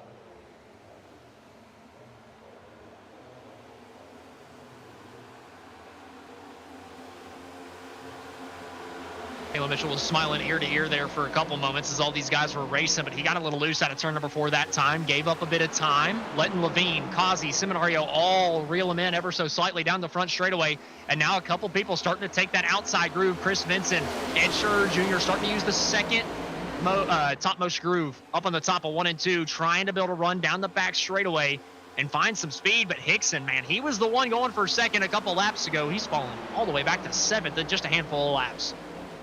Yeah, he had a dominating run a few minutes ago, but now it looks like Jake Hickson is just falling back, maybe holding back for one last push. There's going to be some pits that are going to start here pretty soon because guys are going to starting to get set up for the end of the race. So start watching for some pit strategies to play out, and let's see what he does during that time.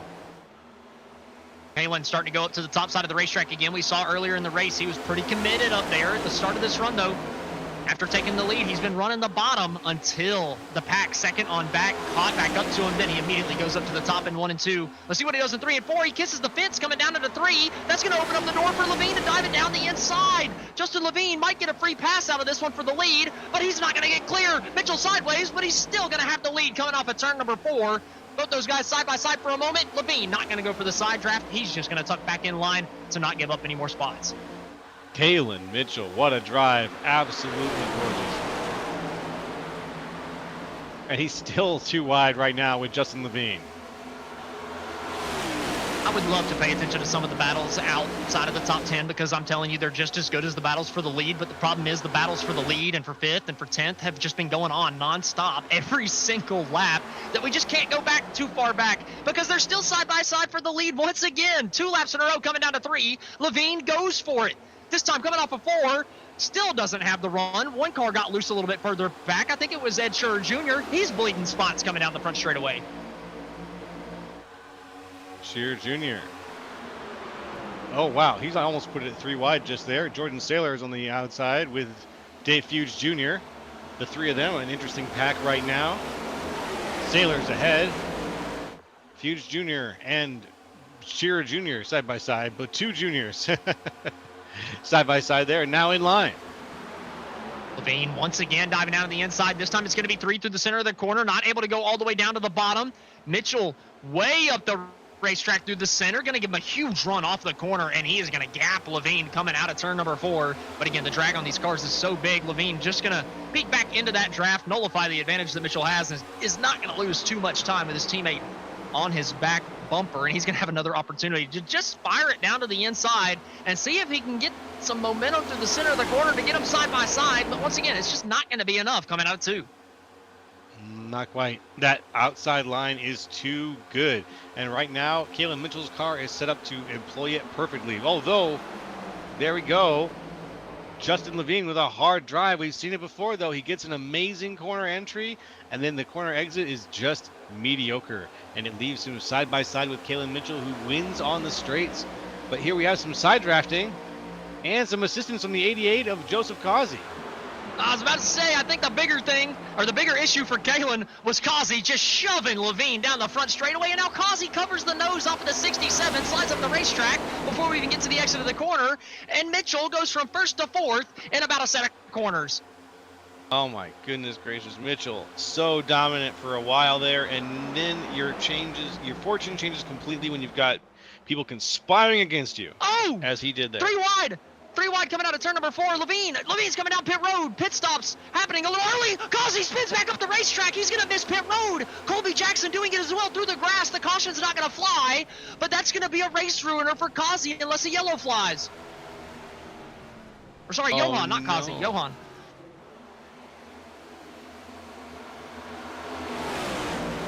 That will be a race for the lead. Causey almost wrecked himself. Holy cow. I mean, barely a paper between him and Kalen Mitchell off of 2. I thought Causey's number 88 was going to go up in flames.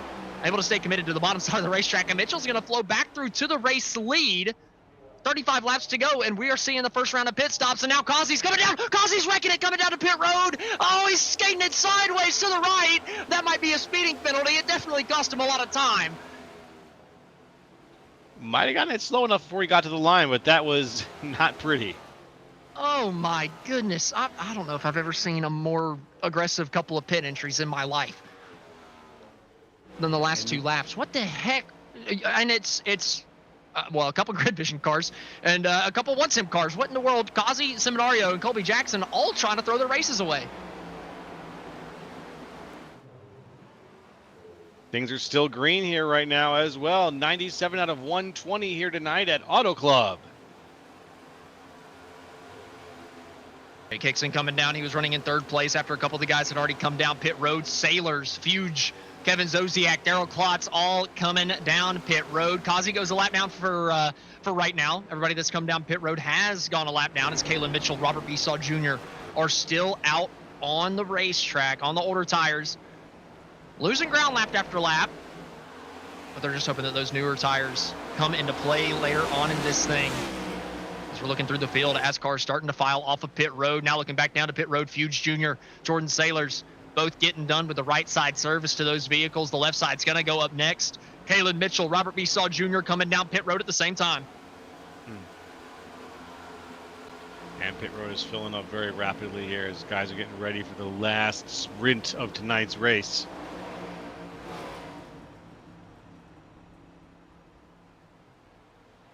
Scott Schroeder, Jeffrey Oates, Art Nicotera, all still out on the racetrack within half of a second of each other, running 1, 2, and 3 right now. Still got a pit stop in it for these guys. When do they decide that it is time to come down pit road? Coming up to 21 laps to go this time. You just cannot wait too late. And I honestly feel like you might have waited too late at this point already. We saw that the tires didn't mean too much at the end of stage 1. Nobody was able to run down the 2 leaders that had the 2-second gap. So if you're just waiting, I got to think you're waiting for a yellow at this point. Yeah, that would be ideal for you, especially if you're some of the drivers here who have been strung out a little bit and fell back or had some penalties. You want that yellow so badly.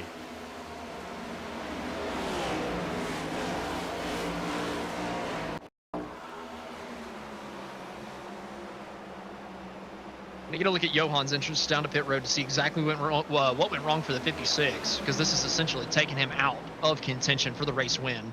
Oh, he hit the change of banking down to the apron, and as soon as he did, the car bottomed out and turned right on him. Mm-hmm.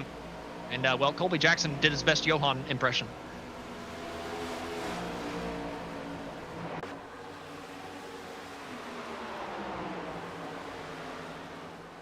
Eyes on Joseph Ghazi.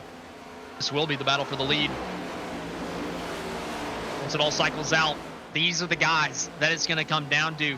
Kazi, Levine, Scherer Jr., Lou Christian right here with Scherer Jr. and Chris Vincent as well. All these guys giving themselves an opportunity at the end of this thing. And even Caleb Mitchell, he stayed out longer on tires than any of these guys, and he's not too far back either. He's got the newest tires out of anybody in the top 10 or so. Yeah, and he's in 11th. Him and Hickson. Hickson waited a little later too, so a couple of these guys are not too far away. They've got a chance. Hey, where there's a will, there's a way.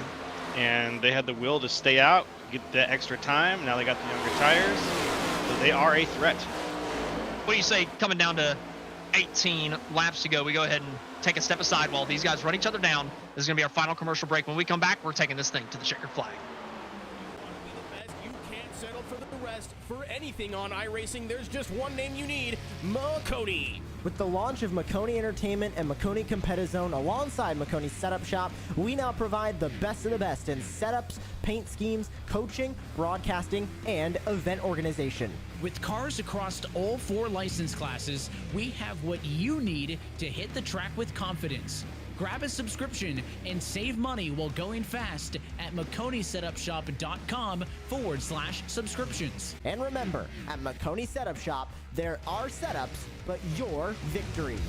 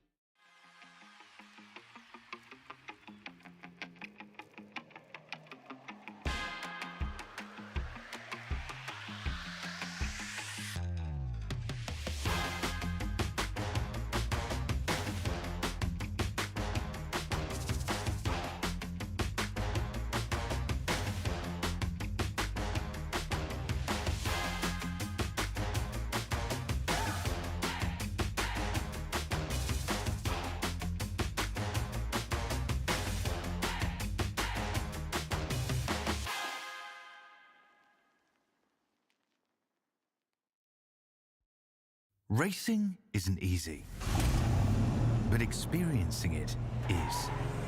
iRacing puts you in the driver's seat with the industry's leading sim racing game. Drive on laser scan replicas of the greatest racing circuits from around the world. Go head-to-head against other drivers chosen by skill-based matchmaking to ensure competitive racing at every level. Compete across all your favorite series in officially licensed cars engineered to deliver the most accurate driving experience possible.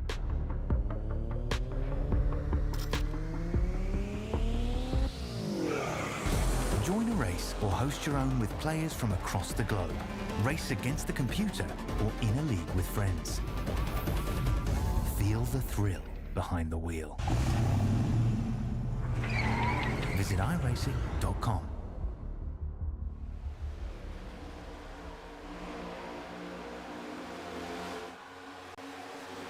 15 laps to go in the Auto Club 120 here for the Spartans Master Series, and the top 5 have all convened on top of each other. Kazi, Levine, Scherer, Vincent, Christian, all under a blanket here, all gunning for the race lead with 15 laps to go. It has been nothing short of a nearly constant battle for the lead here, back and forth between car after car. It's been a lot of the same teammates up here at the front, jostling for a position, but none of them have been necessarily fine with where they've been. They've all been moving around, mixing around. It's been really, really fun to watch tonight. And it's not over. We got 14 more laps of mayhem. Right now, it's a little settled up at the front of the field, right? Levine not putting, he's putting the pressure on him, but he's not necessarily going for the big dives, not going for the big moves. He's kind of staying in line with his teammate, not trying to bring too many more drivers into the fray because he knows guys like Kalen Mitchell, Charles Van Schack, and Jake Hickson running 6 to 8. They're a second and a half off the race lead right now, but they've got the newest tires in the field. If they get up there, they're going to have the biggest advantage. And there's the red, yellow, and blue of the primary colors on field right now, looking very sharp. That actually is a very sharp-looking set of cars right there. They almost look like they belong together. Right? It's going to be really sad if they take each other out. But right now, they're working together really well to where they're honestly running down the guys in front. Mitchell's only 9/10 of a second off of Luke Christian. If he just gets one bump draft from Van Schack or just continues his run, honestly, he's going to get that draft sooner than later. In fact, he's going to get the draft on Saucier, the lap car, this time down the front straightaway. That's going to do a little bit for him. Speaking of Van Schack, Hickson is trying to get around him desperately right now. It looks like he's signaling for the inside, but can't quite find the spot to get it. Looks now he's on the outside. Can't quite pick which line he wants to do it on, but I think that he thinks he's got the speed on Van Schack. Van Schack is losing speed here. He's got some heavy damage on the front right. Yep, and here it is. Jake Hickson got to the outside. Going to end up making that pass pretty easily. Once you find the right rear, I feel like you really got the pass done. A lot harder to make the pass on the inside. Possible, but a whole hell of a lot harder. That time Hickson finds the right rear. Ooh, there was contact further up the front of the field. Levine got into the back of Kazi coming off a 4. They were still in the corner, but they were able to make it work and not lose much time. But further back, Christian is, kind of started to bridge that gap from 5th up to 1st. It was 7/8 of a second. Now it's just 5/10 between the top 5, and well behind, Hickson is flying. He is past Kalen Mitchell like he's sitting still. It might be the number 16 that these top 5 need to worry about. Yeah, I think so. I was about to point that out here. Hickson making his second move now. He's looking at Luke Christian. Christian just a second ahead, but he can close that gap if he wants to, and he slowly is. 10th by 10th. He's going to be closing that gap. I may have spoke too soon. That gap is increasing. It's going to go back and forth a little bit. Down the straights, they're going to lose a little bit because, Hickson just doesn't have that draft. He hasn't had the help like the guys up front are doing, right? Levine's pushing Kazi down the straightaways until now. Now Levine to the inside of his teammate, Joseph Kazi, down the back straightaway. He's going to prevent the side draft, not wanting to slow both of those guys up way down to the inside. I think he was trying to time the side draft so that he would get it coming down into the corner, but he ended up misjudging it ever so slightly and just fell back up in line instead. That was a big move to the inside, a calculated risk that doesn't seem to have paid off unless it's some kind of long game that I'm not seeing. But that move would have been much better if he had been able to slide right back up and get that side draft off of him, off of Joseph Kazi. 9 laps to go as we hit the stripe. Kazi has led just about the entire thing. He won stage number 1, holding on to that position over Johan Seminario. But coming to the end of this one, coming to the end of stage number 2, he's having to hold off a whole different teammate, a whole different challenger, Justin Levine. From an EOL to a drive-through, now to the front of the field in second place, trying to hound his teammate for the lead. What a drive. Probably one of the drives of the night. It says he's only up 9 positions, but the story of Justin Levine on tonight's race has been an impressive one. Through yellows, through the EOL, through that whole drive-through at the beginning, it's been a very, very fun to watch story play out on the field tonight. What we're watching play out too, if you take a look at that ticker on your left, remember that gap for Jake Hickson to the lead was 1.4, 1.5 seconds. Whenever he took 6, it's almost down to under a second, under 1.1, and coming down into turn 3, Hickson, that number continues to go down to under a second as Jake Hickson is just flying in that number 16. Oh no, he hits the fence out of 4. That's going to cost him a bit of time. Unfortunately, That will cost you some time. He's going to bleed a few seconds here and there, blur a few tenths here and there. Tenths you just don't have at this point in the race. When every single tenth counts, we get so close to the end of it. We've only got 7 laps left to go. So seeing how things are, it's going to be a bit of a challenge for Jake Hickson to crack onto the podium. But if he really puts pedal to the metal, there is still a good chance that he could pull it off. Oh, it looks like a Gen 6 plate race in the middle of the race up at the front right now. The top 5 just sitting single file, and it's almost like they're playing a game of chicken on when you want to actually make the move. Levine not willing to make it until just now. Finally to the inside out of turn number 4. Justin Levine's going for the lead. Ed Shearer Jr. is going to give a push to Kazi and shove him by, but we got a 2-car tango down at the bottom. Chris Vinson's getting shoved by Luke Christian all the way down into turn number 1, and now it's Vinson with a shot at the lead on Kazi. Vinson edging by on the inside, looking for it though. Kazi holding on to the outside line. He's got it by a nose though. Vinson's going to hold on to that inside groove. He's going to find it. Nope. Back up to the wall. Behind him, Ed Shearer Jr.'s very, very close to Kazi. Not going to make the move yet though. Kazi down to the inside, blocking and defending a little bit from Vincent potentially. Either way, he's going to hold on to the lead, coming back around to the line. And that's why it's a game of chicken. If you don't get the help that you need down the straightaway, you just go backwards. Levine was in 2nd, and he just about went all the way back to 5th, man. I mean, he stopped the bleeding at 4th, but coming to 5 laps to go, you don't want to be going from 2nd to 4th. You want to be doing what Ed Shearer Jr. did. 4th to 2nd now with a shot to win the race with 4.5 laps to go off of 2. And another thing that did is brought Caleb Mitchell and Jake Hickson into the fray. Yeah, Caleb Mitchell, Chris Vinson moving his way up as well. Some guys here challenging for the front that are making the things very interesting here. Joseph Kazi still holding on to the lead though. Ed Shearer on the outside with Chris Vinson in 3rd right now as we come back around with 5 laps to go in tonight's race. Hitting a stripe, gonna go down to 4. Kazi up in the race lead. Ed's got a big run. He's gonna stay committed to the top side. He wants the big run coming off of turn number 2 to dive it down to the bottom in 3. His problem now, Vincent is squeezing up to his quarter panel coming out of turn number 2. He's gonna have to side suck, maybe pull him back. No, he's gonna have to slide back into 3rd and give Shearer a big shove down the back straightaway, but it did cost him a bit of time through turns 1 and 2, and now they're just having to rebound, but instead they're side by side again through 3 and 4. Vincent not settling for 3rd, but he washes up the racetrack. He hip checks Ed up towards the fence, and that's gonna let Kazi scoot away. Oh, it's Vincent, it's Shearer. Justin Levine just passed Chris Vincent for 3rd place. Vincent's going to fall back now to 4th to 5th. Luke Christian moving up into 4th place. Vincent angrily charging back towards 4th place position. He's trying to hold on to that inside line, trying to make it work for him. And aside from getting bounced around a little bit, it's not quite something he's able to hold on to. As he falls back even further now, Luke Christian cementing that position. Oh, he just could not find a hole in front of Lou Christian, and instead, Vincent's going to go back behind Kalen Mitchell, fall all the way back to 7th, but he's going to dive it back down to the bottom, try to get a couple of those spots back. Oh, he might run Hickson up the hill. 3 wide coming out of turn number 4, almost. Kalen Mitchell ends up lifting, letting Hickson have the spot. Kazi breaking the draft up at the front as we take 2 laps to go.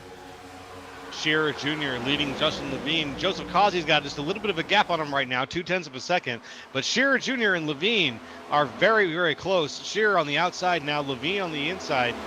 Can he take the position? He's got him by the quarter panel. Not close enough for the draft. It's just going to sit there for a little while. I think there we go. He's going to try to slow them both down, and the yellow is out.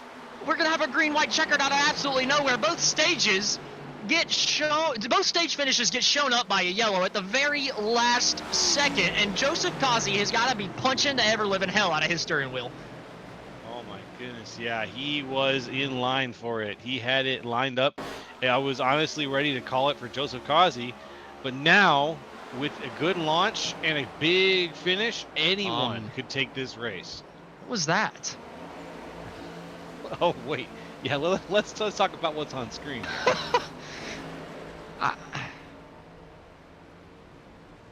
Come on, Jay. He just kind of chased him into the corner. I'm kind of confused. Well, let's see. Here's Jay Salmon.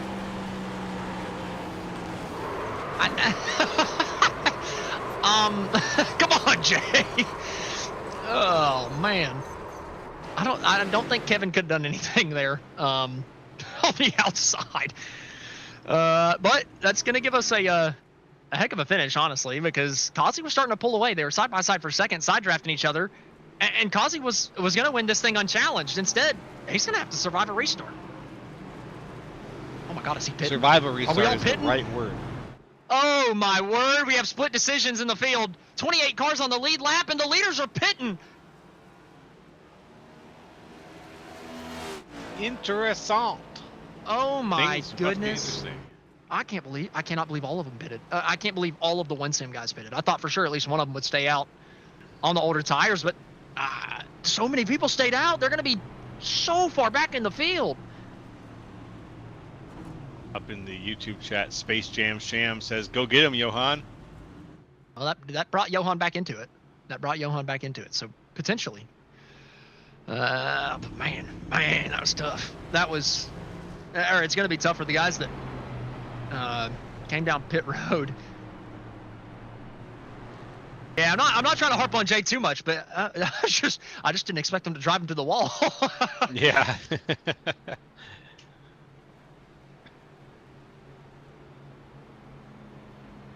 Our producer read that as Jay's a single mother. Is that also accurate, Tundrax?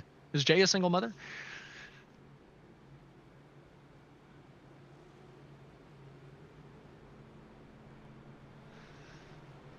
Well, this split decision is going to mix things up. This restart is going to mix things up. The end of this race is already so ridiculous. I was happy with the battle for second that was going on. Now we're going to have a battle for first, guaranteed. So I'm on the edge of my seat. I don't know about you.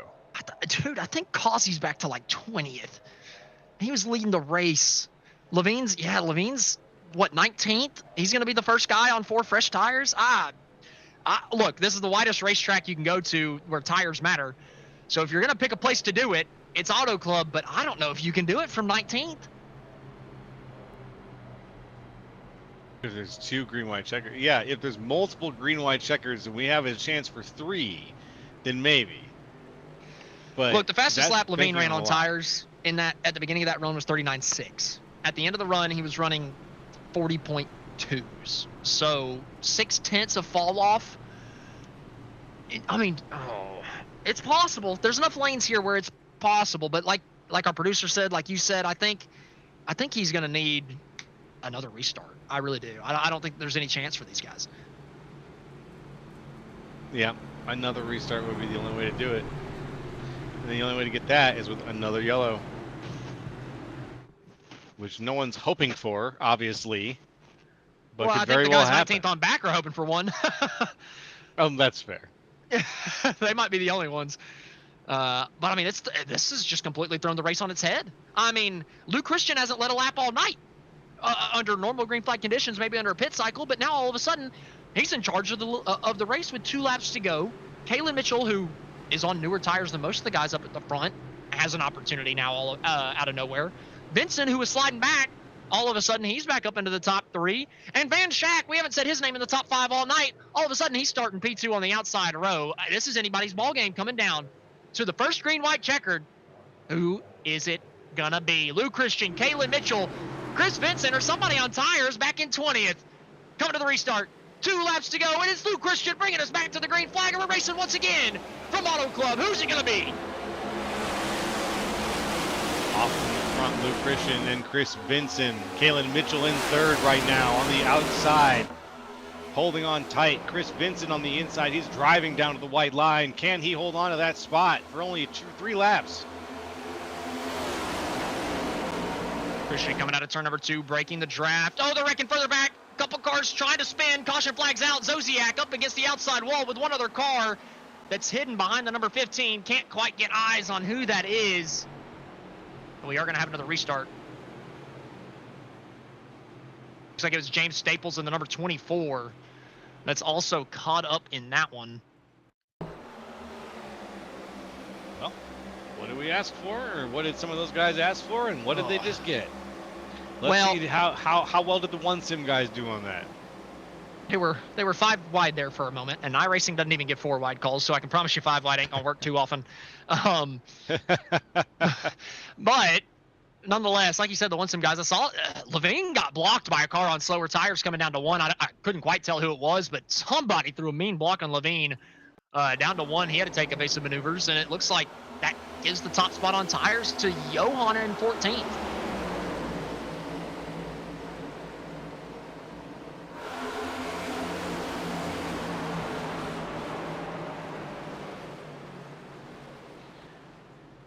Looks like the drivers are sorting things out right now. We're getting the tow trucks out in the field to get this all cleared and taken care of.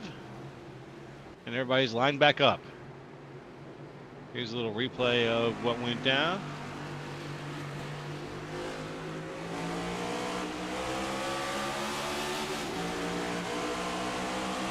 A couple guys are coming down pit road from the top 5. There goes the beat inside.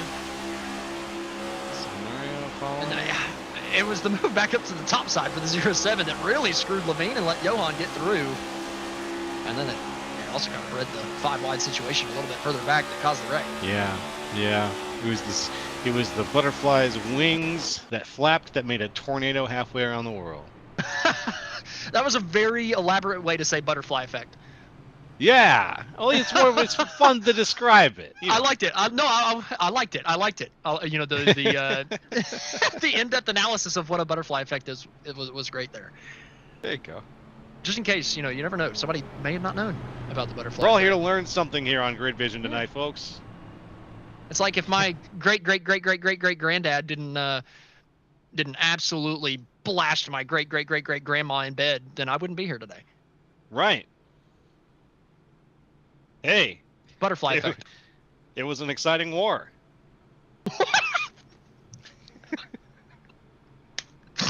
That was awesome.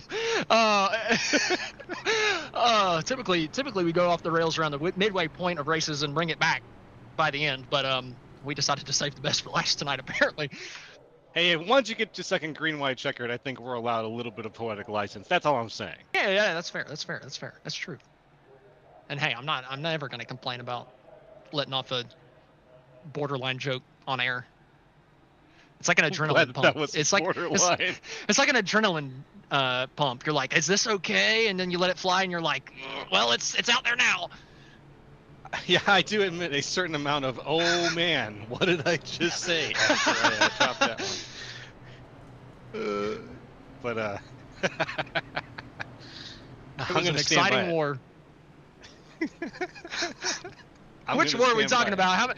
How many greats did I say? Are we going to the Civil War, the Revolutionary War? Are we going to Christopher Columbus? Like, what are we talking about? I honestly couldn't decide.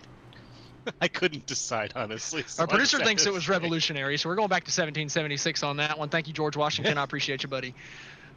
It was an exciting war. We'd all be racing Formula One cars right now if we lost that war. Thank you, George Washington. Thank you. And Grandma and Grandpa. All right. The lights are back off. We can focus once again on the end of this race. Yes. And less on my choice in jokes. If we get another green, white checkered, I think we're gonna have to go back to the 1200s. Yes. Gonna have to track our family tree really far back. The Dark Ages. I like it. Yeah. If the Black Plague didn't do exactly what it did, we wouldn't be here today. Yep, Thank you, Black Plague. All right. Now, back in action. Luke Christian up on the front row. Caleb Mitchell on the outside.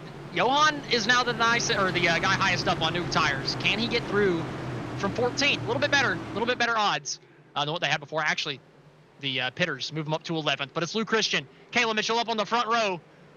2 laps to go from Auto Club. Can we see the white this time? Good again with a restart. Luke Christian off to the front. Lots of angry Hornets just behind him there. Battling it out for third. Kyle Gerlach moving up. Kalen Mitchell moving up. Oh, Sammy Harrell almost lost it out of 2. Oh, my word. Harrell way down to the bottom of the racetrack, getting out a couple of these guys' ways. Johan Seminario already into the top 10, already up to 6, trying to move himself up. Oh, there's a spinner down to 3. We're going to have another restart. Going to have to re-rack them and stack them. One car spins down to the bottom of turn 3. No others collected, but the yellow flag is going to fly, and it's Chris Vincent. Wow.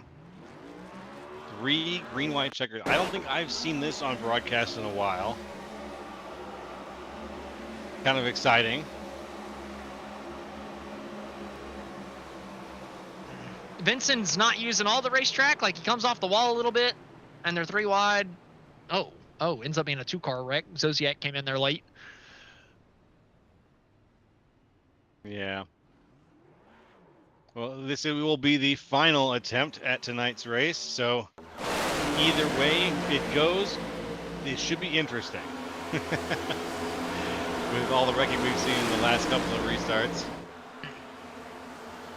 Sailors might have came up a little bit as well, but Vincent wasn't using all the racetrack like he probably should coming down to the corner. A little bit of a weird scenario. Again, just a lot of these coming down to the corner, just to end up chalking up to racing incidents because everybody's just side drafting like hell, trying to do everything they can.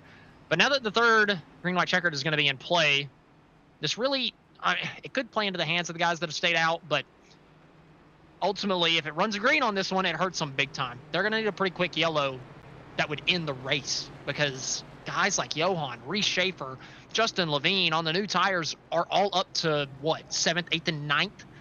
Heck, make that 6th, 7th, and 8th now as one car pit. So it's going to be tough. And actually, I think a couple of the front runners are running low on gas. Christian coasting this thing on the apron, trying to save, and B-Saw's actually bump drafting him under yellow to keep him under power. Quick shout out to Subtech Racing for the subscription on YouTube. Thank you for joining us today. Nice to have you. Yeah, we appreciate everybody coming out and watching the end of this one. All 26 of you in chat. Big thank you to everybody coming out to catch the finish of the Spartans Master Series. It's been a heck of a race. Kind of unfortunate that we've got it, getting 3 green white checkers at the end, but I got to be honest, the whole race has been really, really good. Had a lot of green flag racing. Sometimes at the end of these things, they just, a little bit of craziness happens, and, well, it's completely shaken up the front of this field and made it to where we really have no idea who's going to end up winning this one. And even if Luke Christian comes out of 4 on the last lap in the lead, the way I'm seeing this right now, he might not have enough gas to get to the checkered flag because he's getting help all the way around the racetrack. Gas is something I hadn't considered at all, to be honest, but with 3 green-white checkers, there's a few extra laps on the car that everyone has to consider at this point. So yeah, gas is a consideration.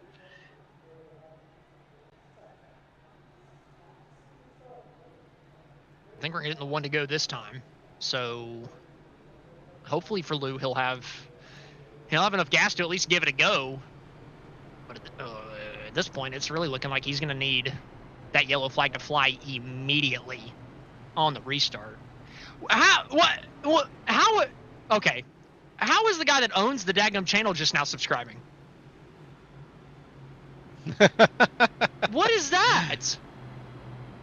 That's a good question. He's owned this thing for 1.5 years. I'm confused. We're going to have a talk about that one. Team meeting. That's unacceptable. Well, we'll pull him up into the broadcast booth while he's driving. Hey, what's going on? Yeah, we just completely ruin his green white checkered. Let's do it. We should have a league where guys race and we pull people up into the booth and ask them trivia questions while they race. And if they get them right, they're good. But if they get them wrong, they have to go to end of line or something. Oh, I would love that. That would be a fun little grid vision league. That would be cool. Might be something we might have to do in the future. I know we got a lot of fun projects planned for Grid Vision for the new year, so be sure you guys keep your eyes out on those. But right now, you got to keep your eyes out on the finish of this race because Lou Christian, Robert B-Saw Jr., and Kalen Mitchell trying to hang on to these top 3 spots over the new tires coming in from behind. 2 laps to go this time for sure. Is it going to be a yellow to end it, or is it going to be the checkered flag? And who's going to bring it home? Lou Christian back to the gas. 2 laps to go from Auto Club. And Luke Christian on the gas, nice and easy there. He is off to the races with no one in sight directly behind him, or next to him at least. Behind him, it's Kalen Mitchell, who's on the same tires, I think. Yep. Oh, they're wrecking. Kalen Mitchell off the wall. Out of turn number 2. The race is going to be over. The race is official for Lou Christian as long as he has enough gas to get himself back to the checkered flag. As Causey, the guy that had just about dominated the entire race, gets spun out of turn number 2. And this race, which has been so good all night, unfortunately, is going to end under yellow. Unfortunately for everybody except for Lou Christian, who's got to be smiling ear to ear right now because he needed to see that. Those tires are going to come through and eat them up, but instead, it's going to be Lou Christian to bring home the checkered flag from the Auto Club Speedway tonight. And that was the white flag right there in the tower, I think we saw. Oh, yeah. This will be the final lap. It is under caution, but yeah, it's unfortunate that we don't have that sort of blistering crash to the finish that we all wanted, but right now, Luke Christian is 28 positions up from where he started tonight's race, and he's got to be on cloud 9. Lou Christian ran a good race all night, put himself in a position to be in the top 5 to give himself a challenge, or give himself a chance to challenge for the race win under normal green flag conditions. Didn't look like it was meant to be until that yellow flag flew to kick off this chain of green, white checkers. A lot of guys pit. Lou Christian stayed out on the older tires, and the cautions kept on coming, and they have put Lou Christian up in victory lane tonight here at Auto Club Speedway in the Spartans Master Series. Big congratulations to Lou Christian for winning here tonight. His first win on the season.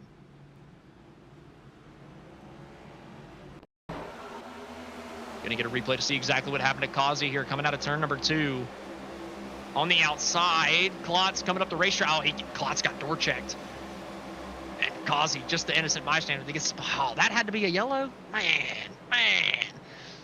That's tough. That's tough that one brought out a yellow flag. Sometimes the iRacing yellow is maybe a little bit too strict.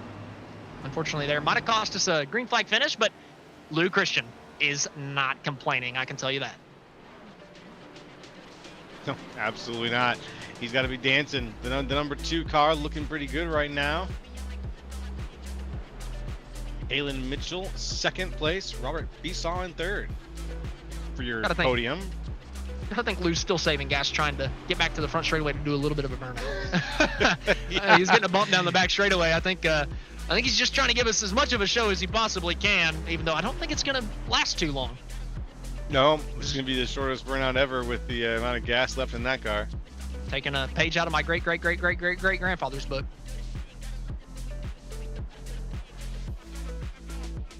And what page is that? Not lasting too long.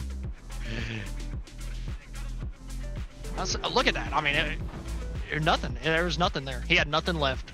That's all Lou Christian had in the tank. Just enough for the cool down lap with a little bit of a bump draft, it looks like. Releasing the brakes. Does he have anything in there for us? I saw those rear tires spinning forward for a moment. Come on, Lou. I know you got a little bit of gas in there. Maybe not. Nope, just lining it up. Esau's going to do the burnouts for him. That's fair enough. Let your teammate do them if you ran out of gas. I like it. Esau got a top 3 too, so a great finish for Robert there in 3rd place in that number 3 car. But we're going to go ahead and do a full field rundown of your entire running order, all 37 cars here tonight. Lou Christian bringing home his first win of the season. Kalen Mitchell up on the podium in 2nd, and Robert Esau Jr. brings home his first podium of the season in 3rd. Dave Feud Jr. in 4th. Johan Seminario rebounds to 5th. Reese Schaefer in 6th, Charles Van Schack 7th, Justin Levine in 8th, Colby Jackson with the top 10 on his birthday, and Edward Scher Jr. rounds out the top 10. All right, moving on to number 11. That's Daryl Klotz. Number 12, Jake Hickson. 13th, Art Nicotera. 14th, PB Henry. 15th, Chris Hudson. 16th, Jordan Sailors. 17th, Todd Parent. 18th, Charles Ebert. 19th, Scott Schroeder. And 20th, Chuck Burley. The 21st place finisher was Kyle Gerlach with Joseph Kazi spinning out on the last green-white checkered to come home 22nd. Jay Salmon in 23rd. Sammy Harrell 24th. Corey Saucier in 25th. Jarrett Feltman 26th. Kevin Zosiak, Jeffrey Oakes, Chris Vincent, and Cal Fountain rounds out the top 30. And to finish things out, we got James Staples in 31st, Evan Ethel, Mark Sanchez, Tom Ringer, Dakota Jorgensen, Kyle Westwood, and Kenny Powell. That's going to do it for your full 37-car rundown, and we're going to go ahead and get a look at the point standings after this one. Levine extending that points lead over Joseph Kazi. This is unofficial, but it is very close to accurate. Maybe a couple bonus points need to be added here or there. But Kazi extends that lead after Kazi gets spun out on the last lap. Henry hangs on to 3rd in the standings, even with a bit of an issue in the middle portion of this race. Van Schack in 4th, Westwood 5th.